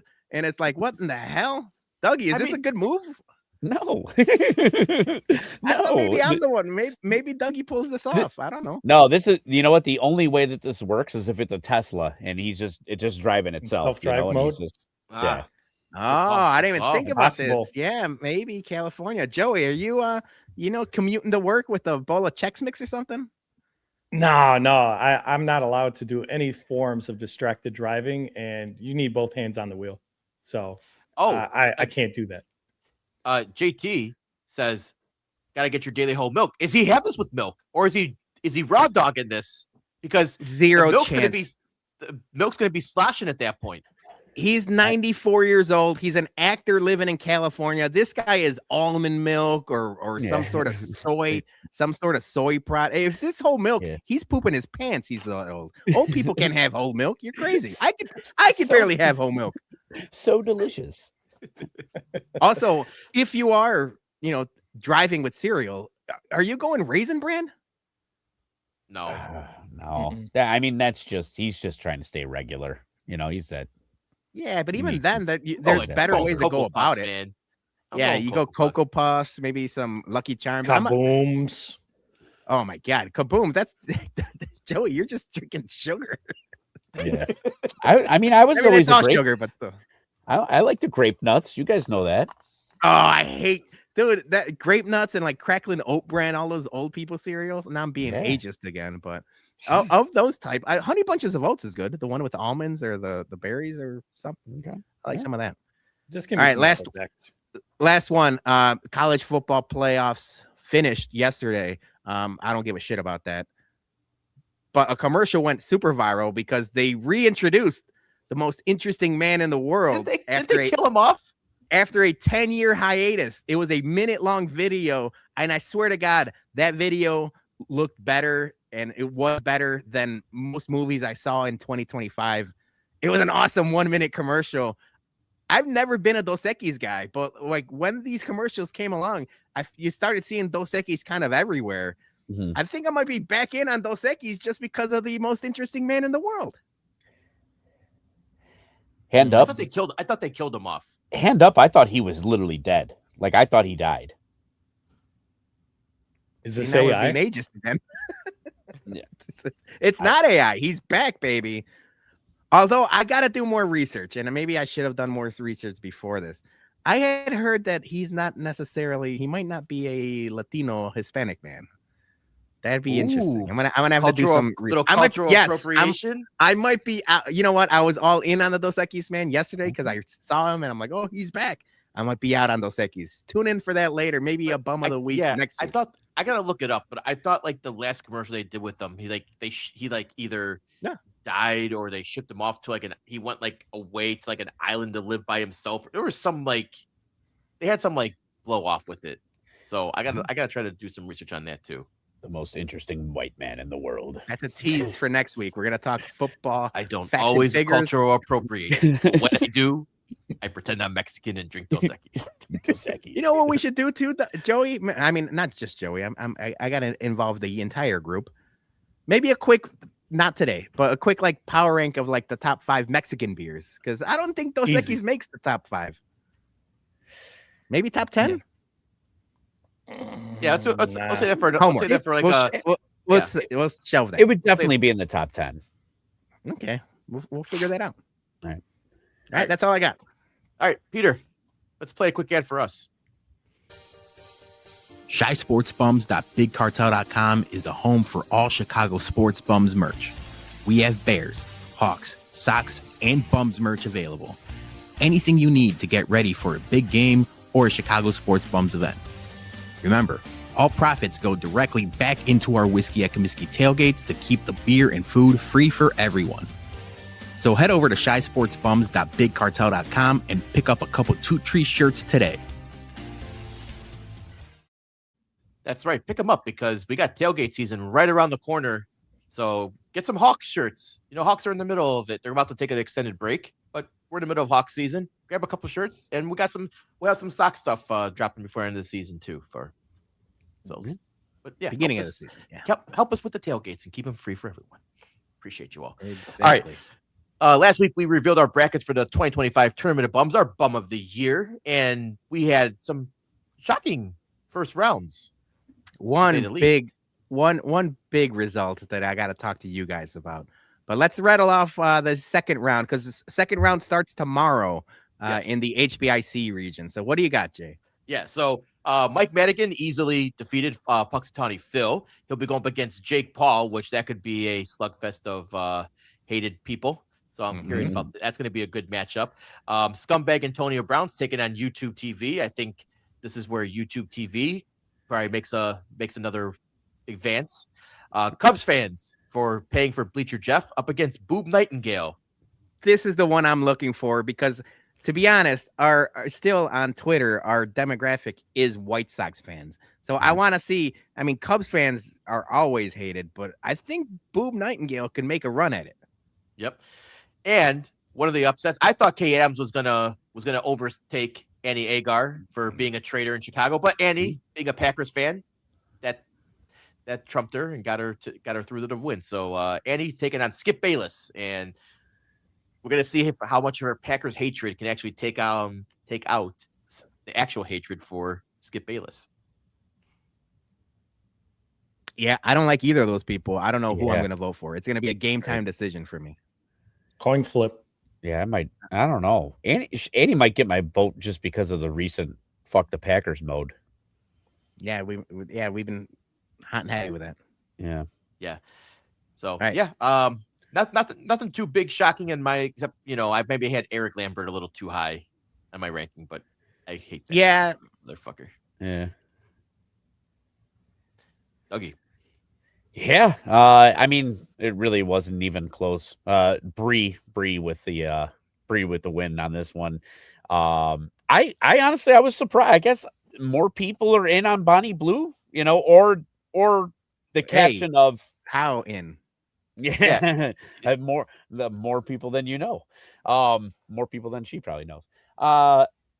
ESPN, I think the big thing was, obviously killing the red zone, and that send off that just happened. It was just too fresh. Same thing with Kim Kardashian. I think Kim Kardashian got off easy because ESPN Milwaukee had just opened up a fresh wound and everything like that, and they were being total losers. So that was an easy one. Jack Doherty, I was happy that a lot of people got on him. I mean, obviously not a lot of people were going to vote for Aaron, but I think that's going to be a good matchup because you got douchebag Squirts crew versus douchebag, basically two people that are just doing shit for numbers. So it'll be a good fight here.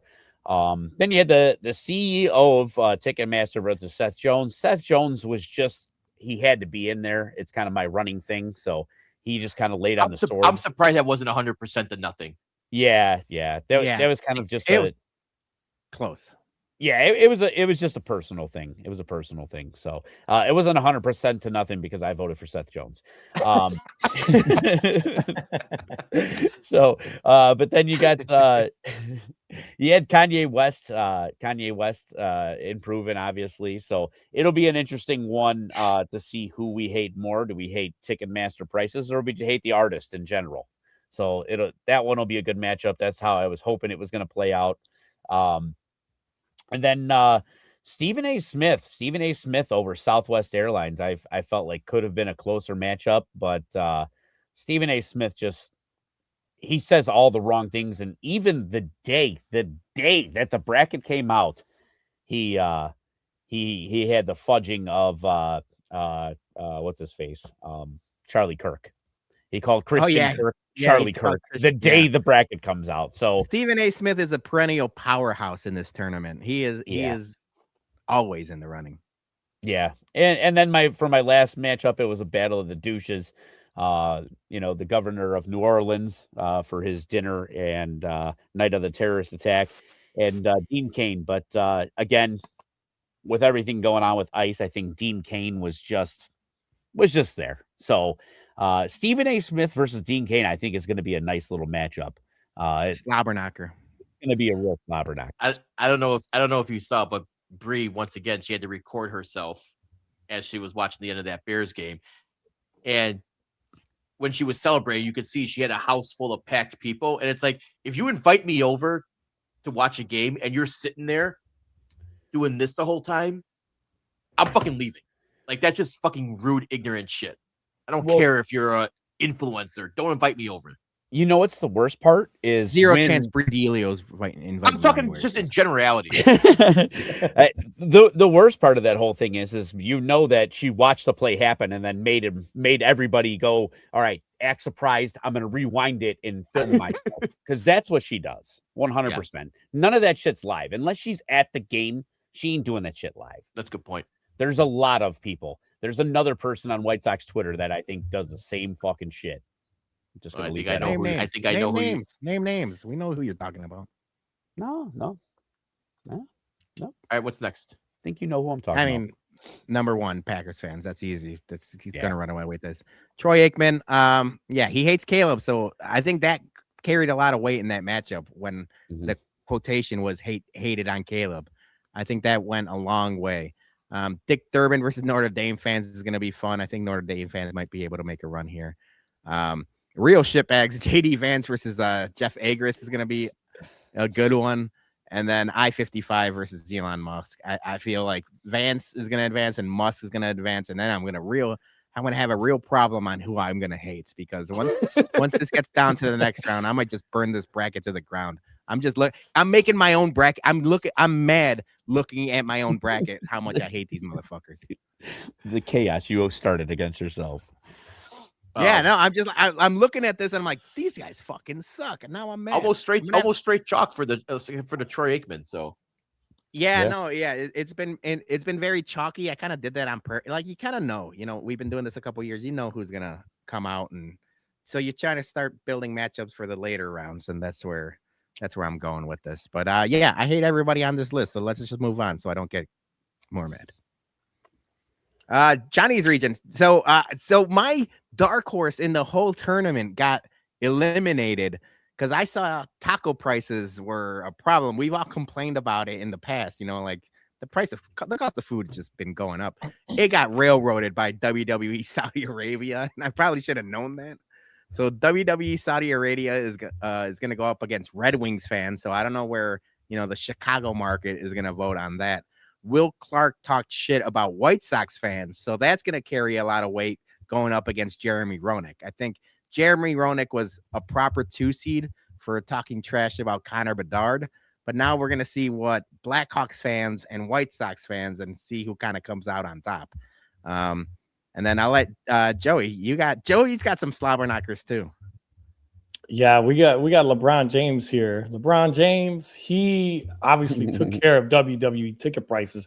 I only thought because since between Johnny and I, we had 2 WWE bum of the year candidates.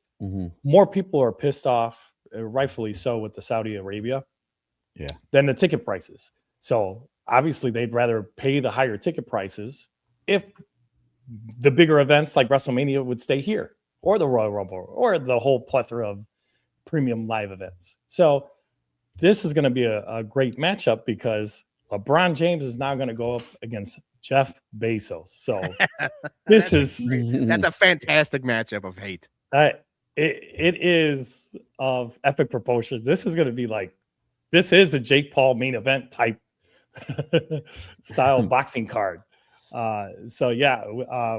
I think here next we got Crackle Barrel, right? Crackle Barrel has moved on, and now they're going to go up against. They knocked out the Super Bowl commercials here because there were some.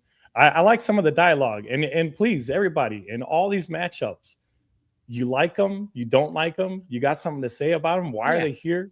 Comments in the comments, yes, and when all these polls are out every morning, we love to see that engagement. Philly fans knocked out NBA All-Star Weekend, so we see the contingency of fans in Johnny and I's region here. So we don't like Red Wings fans, we don't like Philly fans. We're gonna have to wait and see how these brackets play out. But Peter, brother, you just said it. These are some slobber knockers. There's some slobber knockers. So this last matchup, the last matchup in the entire tournament, was the one that had some contention. We had to make an executive decision. NBA All-Star Weekend and Philly fans were tied. I didn't know that until I started doing the graphics up today. Yeah. So I was like, I called Jason and I said, what do we do? It was tied 50-50, same amount of votes.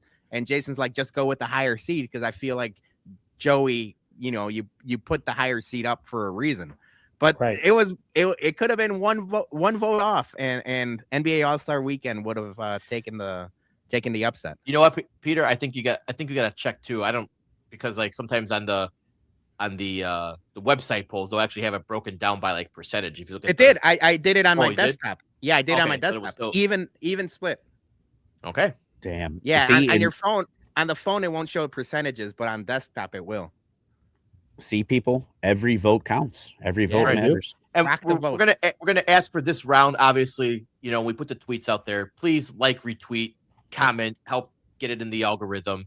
We can't just rely on bots to vote. We need actual people voting. So we want to get some bigger numbers for round 2. So right.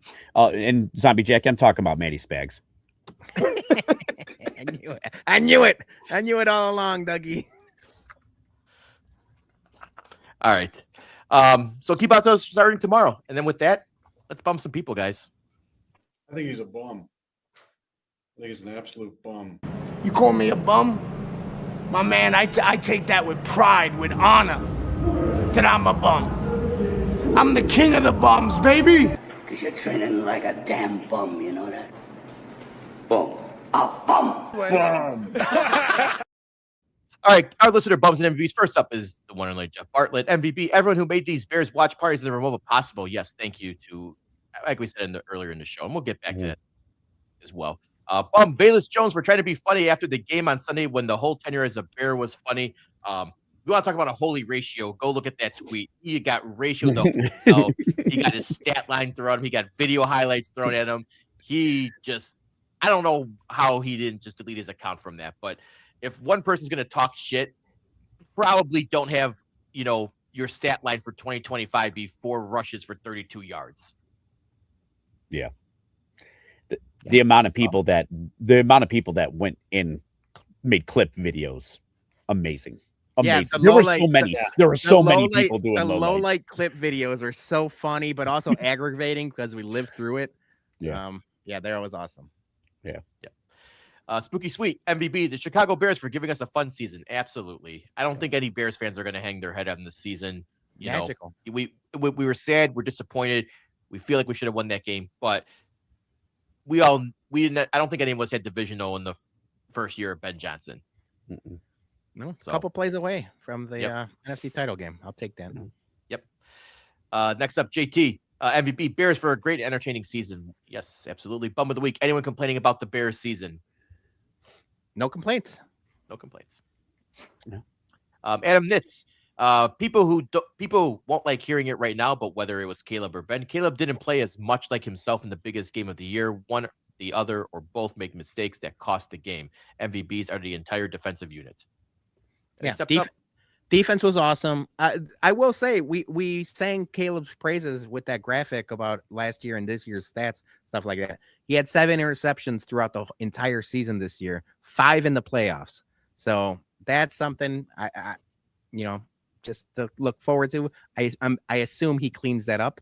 But yeah, still overall awesome season. Yep.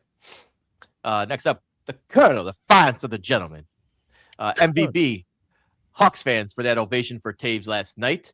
The Bums for not having a t-shirt for the greatest rock, paper, scissors player in Jumbotron history. Yeah, I might drop a round every now and then, but there's a reason the Hawks keep coming back to me. I bring numbers.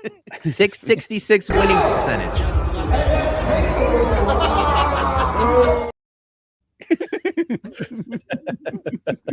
666 winning percentage. Not when I'm there. You lost, brother.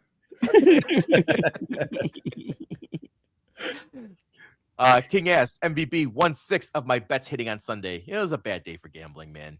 Bad weekend in a hole for gambling. Started with the Bills losing, man. It all went downhill on my bets after that. Yeah.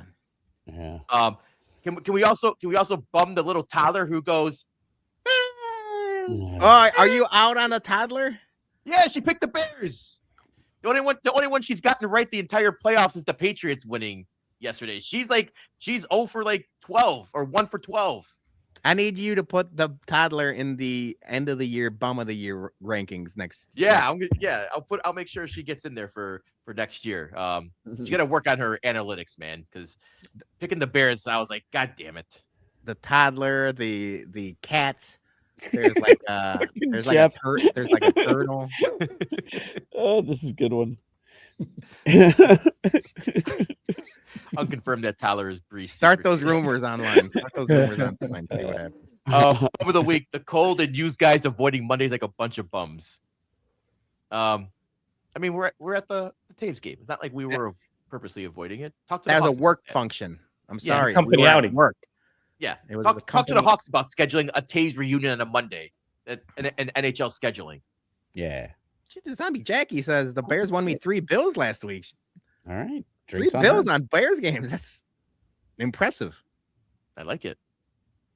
Mike likes autographs. MVB. The Gene and Jude's I just had for dinner. Ooh, miss me some Gene and Jude's. Good stuff. You know what, man? So back, there used to be a supply shop where I get a lot of our work supplies at in Schiller Park. So whenever I drive that way, I would get Gene and Jude's for lunch, like religiously. Like I'm there. I might as well go, right? Like, so whenever I pick up mower parts or anything like that.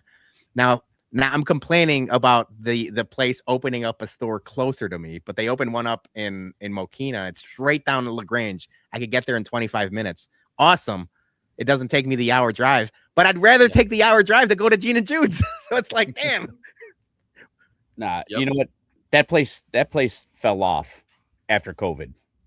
It Are fell we off. out on Gene Yeah. and Jude's, Dougie? No, What are we I'm talking doing about here? Russo's. I'm talking about Russo's. Oh, Russo's. Yeah, you knew about That- Russo's. Yeah. Yeah, No, yeah, that- Russo's fell off a decade ago, but it's the only place dude, I go.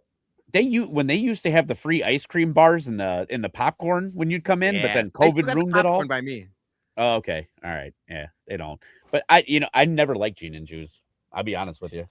Being real. Real quick, JT says minus Illinois 50-cent tax. I didn't see it this weekend. Yeah. Is the bet already over? Did Illinois just try to get their cash grab for 4 months of football season and said, okay, we're good now? Did you read You know into what? this, Peter? You're did not. right. I did not read Okay. into it. It wasn't on FanDuel. Or at Yeah, least so- not this weekend.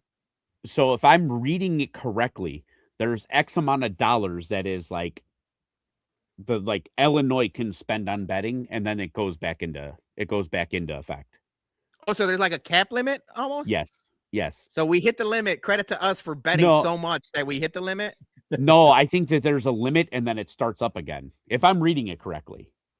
So I'm it's gonna have like to do more research on this. Yeah. it's Yeah. basically was like not, no no your tax first weekend ride's this for weekend. free, That was good. type thing. Okay. And somebody in the comments. So hold on. I'm just gonna go pull up FanDuel real quick here. Then I'm gonna see if I can. Google the Illinois betting. Oh wait, go back real quick to. I think I missed Bum of the Week, the Baseball Hall of Fame voters for ignoring Mark Burley. He got 20% of the vote. Yeah, does Burley make it in at this point? No. He should. If it was up to me, he should, but he won't. Yep, it's back. The betting it is back? back. Yeah, the 50 cents well, is back. We had the weekend, which was glorious. I was gonna put the Baseball Hall of Fame as one of the headlines, and I realized personally I don't give a shit. So if you guys have if you have, Joey, wax poetic about Andrew Jones or whoever you want to, but I didn't give a shit. No, not me. Sox can make another bobblehead. That's true. Yeah. And finally, Mailman Jack, MVP, William Shatner for normalizing eating cereal while driving. This is an Don't old do it while thing. you're driving, Jack. All right, you got important things to do. That's actually, like you're gonna see somewhere like Jack delivering mail with like Honey Nut Cheerios stuck to the envelopes, Milk. like Lucky Charms marshmallows, like on a package and stuff. Yeah, stained I like ass bandana around his neck. We love you, Jack. We Bum do. of the Week, Chicago parking meter fiasco going from bad to worse. Yeah, I don't know if you heard this. Ben No. Brandon Johnson wants to buy, not the other Johnson, wants to try to buy back the meters. And I'm like, I'm all for that until you realize that the city's just going to jack up the rates from like $2.50 an hour to like $5 and vice versa, $5 to $9 an hour. They're just buying it back they want to buy it back so they can jack up the parking rates. What money is he going to buy it back with? I thought we were That's broke. the thing. Yeah. Well, you're going to rob Peter to pay Paul. Like, they were never going to buy it to begin with. Yeah. They don't have the money to buy it. He's probably dumb enough to think that there's still coins in them, and he's probably like working the deal like, hey, we get them back, but we get everything inside of them. We keep all the quarters. Yeah. I still can't believe Daly thought that deal was a good deal, man. No, he knew it didn't wasn't care. a good deal, but he got didn't so much care. on the back end, he didn't give a care. He didn't care. Yeah. There's still like That was- 50 plus years on the deal. I saw 75. I saw it today. 75? It's 75 years Yeah. left on the deal. So Oh, yeah. Won't I'll even be long gone parking before cars. that's over. Won't even be parking cars in 75 years. with that being said, it's also like Airspace. whenever I'm in the city, I'm either paying a spot hero, parking Mm-hmm. somewhere, or taking an Uber. This affects me 0%. Jason, you're still a big street parker. I'm almost never parking on the street. I have an uncanny ability to find street parking right up close to where I'm trying to go. And you can ask Sarah, she's witnessed it multiple times, and she's amazed by it's like a sixth sense that this happens. 20-second timeout. I will give you credit. You do park everywhere we go. You're a good parallel parker, and you will find street parking. It's not an uncanny ability. You're just so stubborn ass that you'll make 10 laps until you find some. I've known you long enough. I've driven with you long enough. It's not an uncanny ability. You're just stubborn, which is a good thing. So there are times where I am 100% stubborn. I refuse to like put it in the garage or something like that. But there are also times where I'll just go like first round and I'll just find something like right across the street or something. And again, you can ask Sarah how many times she's witnessed, and she's like, I don't know how you do it. My sister's seen it before. She doesn't know how I do it. No, I've seen it. It's I got to give I've credit also to Peter. been in the laps time. I was too. gonna say I got to give credit to Peter because you just called him stubborn when you really wanted to just go. He's a cheap motherfucker. Like, No. that was easy. That was the easiest way of saying that. I have a personal thing about parking in garage. I just don't like it. I refuse. Really? I'm a street parker guy. You call me just being on the south side all my life, but Yeah. I'll go to Burr Ridge. I don't even like parking in the garage on Burr Ridge. Okay. Oh yeah, no, yeah. I if we're going to Cooper's or anywhere around there, I'm always trying to find a spot in that street instead of parking in the garage. I'll go home before I park my car in the garage at Burr Ridge, which is free. Doesn't cost anything. I just have a principle about parking in the garage. Just park at Lifetime and just walk it. Yeah. Have we ever told a story on the podcast about how, because we knew you were an avid street parker, your buddies moved your car and didn't tell you? That was one of the funniest thing in the world. So I forgot who had one of your buddies, but we were all out together, had your keys, and we knew where he was parked in the street, and they just moved them to like the other side of the road. And Jason thought he got towed for like half an hour. You're ready to call the cops. I actually did call and about to call the tow company, and I was like, where's it? We know we didn't. The tow company, I call them. They're like, no, we don't have your car on record. We don't have your car. I was like, you fucking kidding me? Because they have the sign like, if your car gets towed, call this number. Yeah. So I immediately started dialing 911, and then as soon as they answered 911, what's your emergency? But by the time it was Jay, hang up the phone, because I was about to call the cops and say my car got stolen. That was a good prank. I love a good prank. Oh, I was fucking livid, man. That was good. You got me good, but it was one of those things like, I fucking want to punch you right now, but it's such a good goddamn prank. All right, 2026 resolution. We got to prank each other more. Yeah. All right. So me and Peter are gonna tag team this one. Good old tag team. Tag team bum. Yeah, tag team bum. Our bum of the week is the Chicago Sun-Times for this bullshit headline or back cover page that they put out last week. Good, better, bust, as in the entire season was a bust or Caleb Williams was a bust. Fuck you, Sun-Times. This is why paper and print is a dying breed. I don't know what editor approved that this is the tagline that you want to go with the day after the Bears lose to the Rams in a close, heartbreaking fashion.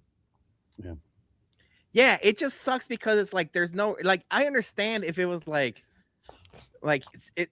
I'm not putting the blame on anybody. It's just like negative. It's almost like the opposite of like clickbait media. It's like they want you to actually buy the physical paper, but it sucks. It's hacky, is what it is. It's like nothing about this season was a bust. It was by all accounts a success.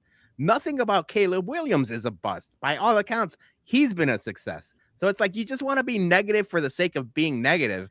And it fucking sucks, especially when everyone is feeling the positivity of this Bear season. Everyone's feeling the magic. You could have even just said something like the magic died or the magic ended or something like that. But the fact that it go good, better, bust, it sucks. And that's why, I've had it out for old man media for so long. And that's why Jeff Agris is in my end of the year bum polls and stuff like that. It's like, be better, man. You don't need to be doing this. I don't know who approved it. I don't know if it's some intern or some old man. Somebody did something bad and I don't like it. Yeah. And this honestly, this reads like a fucking Jay Mariotti headline, man. Here we go. Let's go back to, we could do like a 30 minutes on old school Mariotti. He's the first person that ever blocked me on Twitter. I'm not blocked by many people. It's Drew Brees and Jay Mariotti. And now, what's his name? The guy that went after Sylvie or Swirsky. Chuck Swirsky blocked me this week. You know what? I didn't even get to talk about that. Jason, you could keep this sometimes. Bum of the week, Chuck Swirsky, for being so soft that he's blocking people that doesn't even mention him. You want to change that for your bum of the year for next year? I'm gonna give you as a kind gesture. You could have this bum because I'm going in on Chuck Swirsky right now, and I forgot we didn't even get to talk about it because it happened last week. I got blocked by Chuck Swirsky just for mentioning what Sylvie did last week. You just said his name. Like, I said his name. It's not like Joe Hendry. I didn't add him. Yeah, David, you get blocked. I didn't add him. I didn't do so he's going out and searching his name and blocking people proactively. That's the softest like baby shit, man. That's crazy. Chuck Swirsky, bad guy. I agree with Sylvie. I mean, Sylvie, I've been listening to Sylvie for the better part of my adult. Like I used to listen to Carmen and Sylvie on Saturday mornings working. They used to do Save the Music Saturday. I've been listening to Sylvie my whole life. It's very rare for him to go after somebody like this. Almost, I could count on like one hand the times he's like really mad at people. Chuck Swirsky must have done something, man. Yeah. Bum of the week for me, Swirsky. And an MVP, I think, like we said, we're all consensus. Everyone at the Ramova Theater, Tyler M, Edgar and the crew, Chingon guys, everyone who helped put on a great watch party for us, all the staff, the security, the bartenders, our vendors, Manuscrito. Shout out to Manuscrito for coming through last minute. They were our tequila vendor for Whiskey at Comiskey this year. And they brought their new repos out there. So thank you to all those. Thank you to Malort, to Brown Foreman, Ponderosa Tequila, like everyone, and again, the food vendors. We can't thank you enough for making what was the last Bears watch party of the year a memorable one and one to just really, hang our hat on. So thank you to everyone. All right. Peter, you got MVP or? Yeah, I mean, I'll echo all of those sentiments 100%. I am going to MVP you guys because we talked about the company outing at the Blackhawks game. You didn't have to invite me, but you invited me, and I said yes, and we had a great time. The 323 crew is alive and well. It keeps growing by the day. Everyone is like here having a good time, so I appreciate you guys. Obviously, you, Dougie, you have a newfound friendship, and not a newfound friendship because he's been friend of the program for a long time. But White Sox Dave, you and him are going to Turkey, so it's like, we might as well start hanging out beforehand to get to know each other. So he was a part of the crew yesterday, the 323 crew. So thank you guys for inviting me because, like I said, I would have done the BumCast without you guys. So that was smart on your behalf. And then one last one because we're wrapping up the Bears season, and I really did enjoy my time with the Chicago Now crew. It's Anthony Ponce, Caitlin Cody, Jenna, the people that invite me.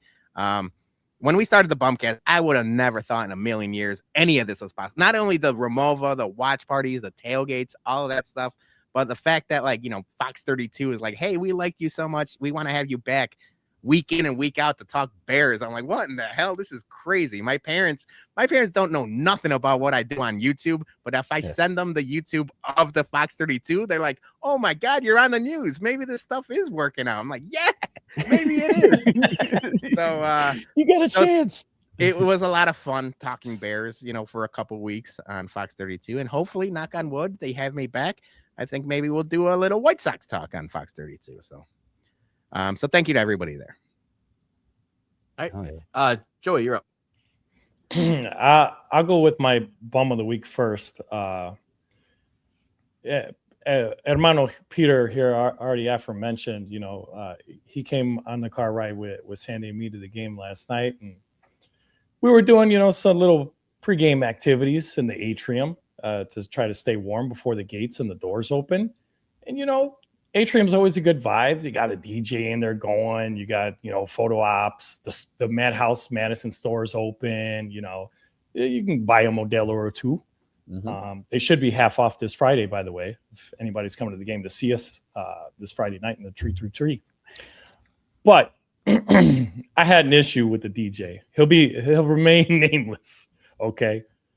The issue with this DJ is there were still some folks that I saw in Bears gear. Okay. Yeah. As a DJ, I was one back in the day for a little bit. You read the room. Okay. You read the room. We're not even 24 hours past our devastating loss that we're all still going through. And one of the tunes that he puts on was the Bears kickoff song at Soldier Field by Archie Eversole, We Ready. We ready. And he played the whole track. Ready. I turned to Peter right away. It took the air out of the room. He did. Everybody was like, whoa, what? And then we're having flashbacks, PTSD, 24 hours ago. So, dude, bum of the week. Read the room. Do better, Good man. Call. Good call. MVBs, kickflip drifts and stuff. Happy birthday to our guy. He flew in for a quick 24 hours. Got to spend an awesome Sunday with him. I drove after 26th Street and us spending a fortune on those ponchos, forced him to go to Remova because I'm like, bro, you're going to see the fam. The fam is here. You're going to see him. Then you can go to your game and cheer on the Bears, which he did. So shout out Jose and Steph for hanging out with us. They'll be back for opening day. So looking forward to that.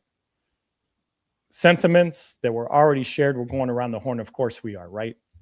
Specifically, I want to say to everyone involved in every Bears watch party since the jump. This made it, for me personally, one of my favorite Bears seasons ever as a fan, because I'm already hyped already as it is. It's my personality, right? Vibes are high always. But when you're surrounded by just Bears fans, to me, a stranger, and 5 seconds later, Caleb throws a touchdown, or we're beating the Packers, and we're embracing. We're jumping into up and down. We're living this together. So guess what? Whiskey Comiskey's coming up. We need to see y'all out there for that. So Right. My MVP again, everybody involved. Remova, on down, the Bears crew, Edgar, the Chingon Deportes, you name it. Everybody involved. It was a smashing success. Love you all.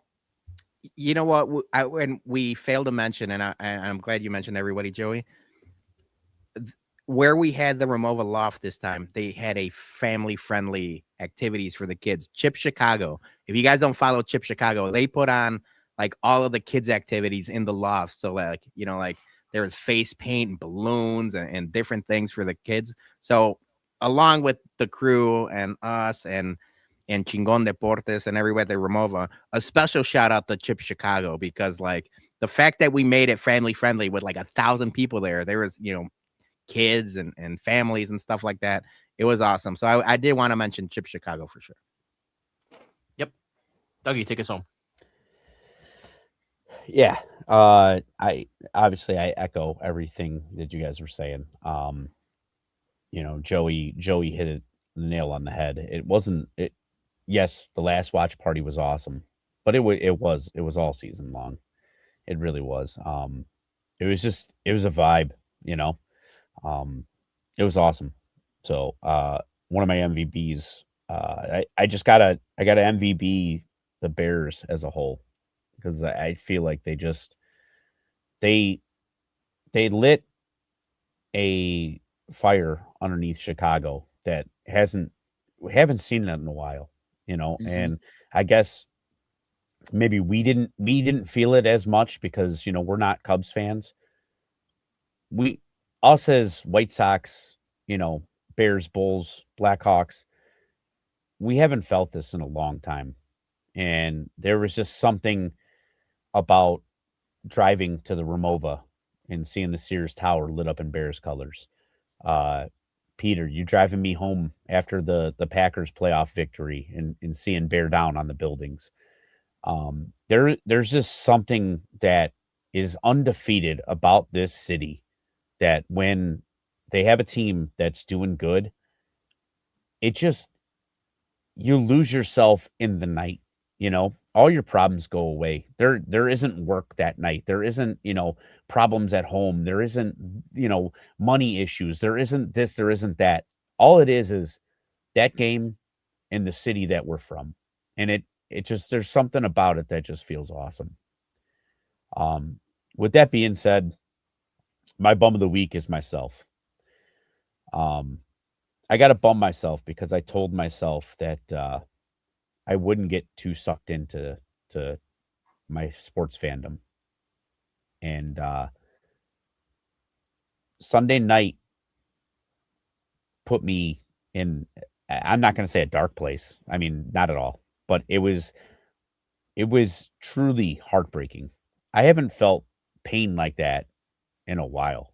Like, that was something that, like, it felt like, I don't want to say a failure, because it was anything but a failure.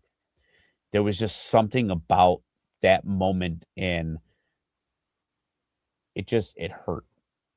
And I think having a couple days to think about it, it's given me like a fire in my gut, like something that, like, we're going to be back, and we're going to be back even better. And I just can't wait for the future, man. I can't put it into words, but there's something special that is happening in this city, and it's not just happening. It's happening with the Bears, but like, there's a trickle down effect when it comes to the sports. And I can't wait for it. It gives me, it takes words out of my mouth. Like, I don't even know what to say right now, but there's just a feeling of fucking Chicago's back, baby. Yeah. It's crazy, right? Like, we joke about when White Sox season ends, like, when's like, how many days until pitchers and catchers report or whatever. I looked it up. It was 177 days until training camp for the Bears. I can't wait until we're doing OTA talk. We're talking training camp. Like, it sucks that it ended. Draft talk. I can't wait. Yeah, draft talk, free agency. And like, the NFL never sleeps. But now, like you mentioned, Dougie, it lit a fire under all of Chicago. I can't wait until next Bears season. It's crazy. Yeah. Yep. It's going to be real interesting to see. Like, there was a huge number that, like, my season ticket waiting list went down a huge number last year. I'm just not seeing it this year. Like, it'll be really interesting to see how much further I go down the line. Yeah. It'll be interesting. Get ready to learn Northwest Indiana, buddy. Yep. I'll go wherever they play. Peter, what's on the Baloney Show this week? So, a little PSA, no baloney show on Wednesday because I've been doing a bunch of movie stuff. I talked about I'm on Letterboxd reviewing all of the 2025 movies.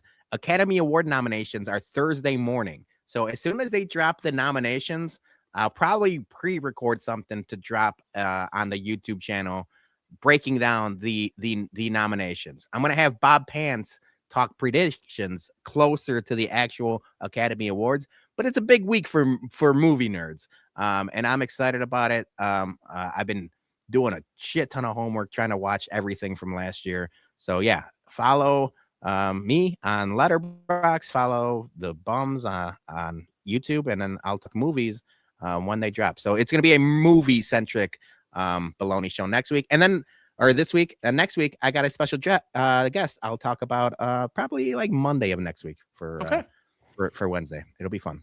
Awesome. Well, I want to thank everyone for joining us tonight on this Tuesday episode of the BumCast. Thank you everyone who chimed along, who commented, and thank you to our sponsor, Green Valley Wine and Spirits, 344 Commons Drive, Bolingbrook, Illinois.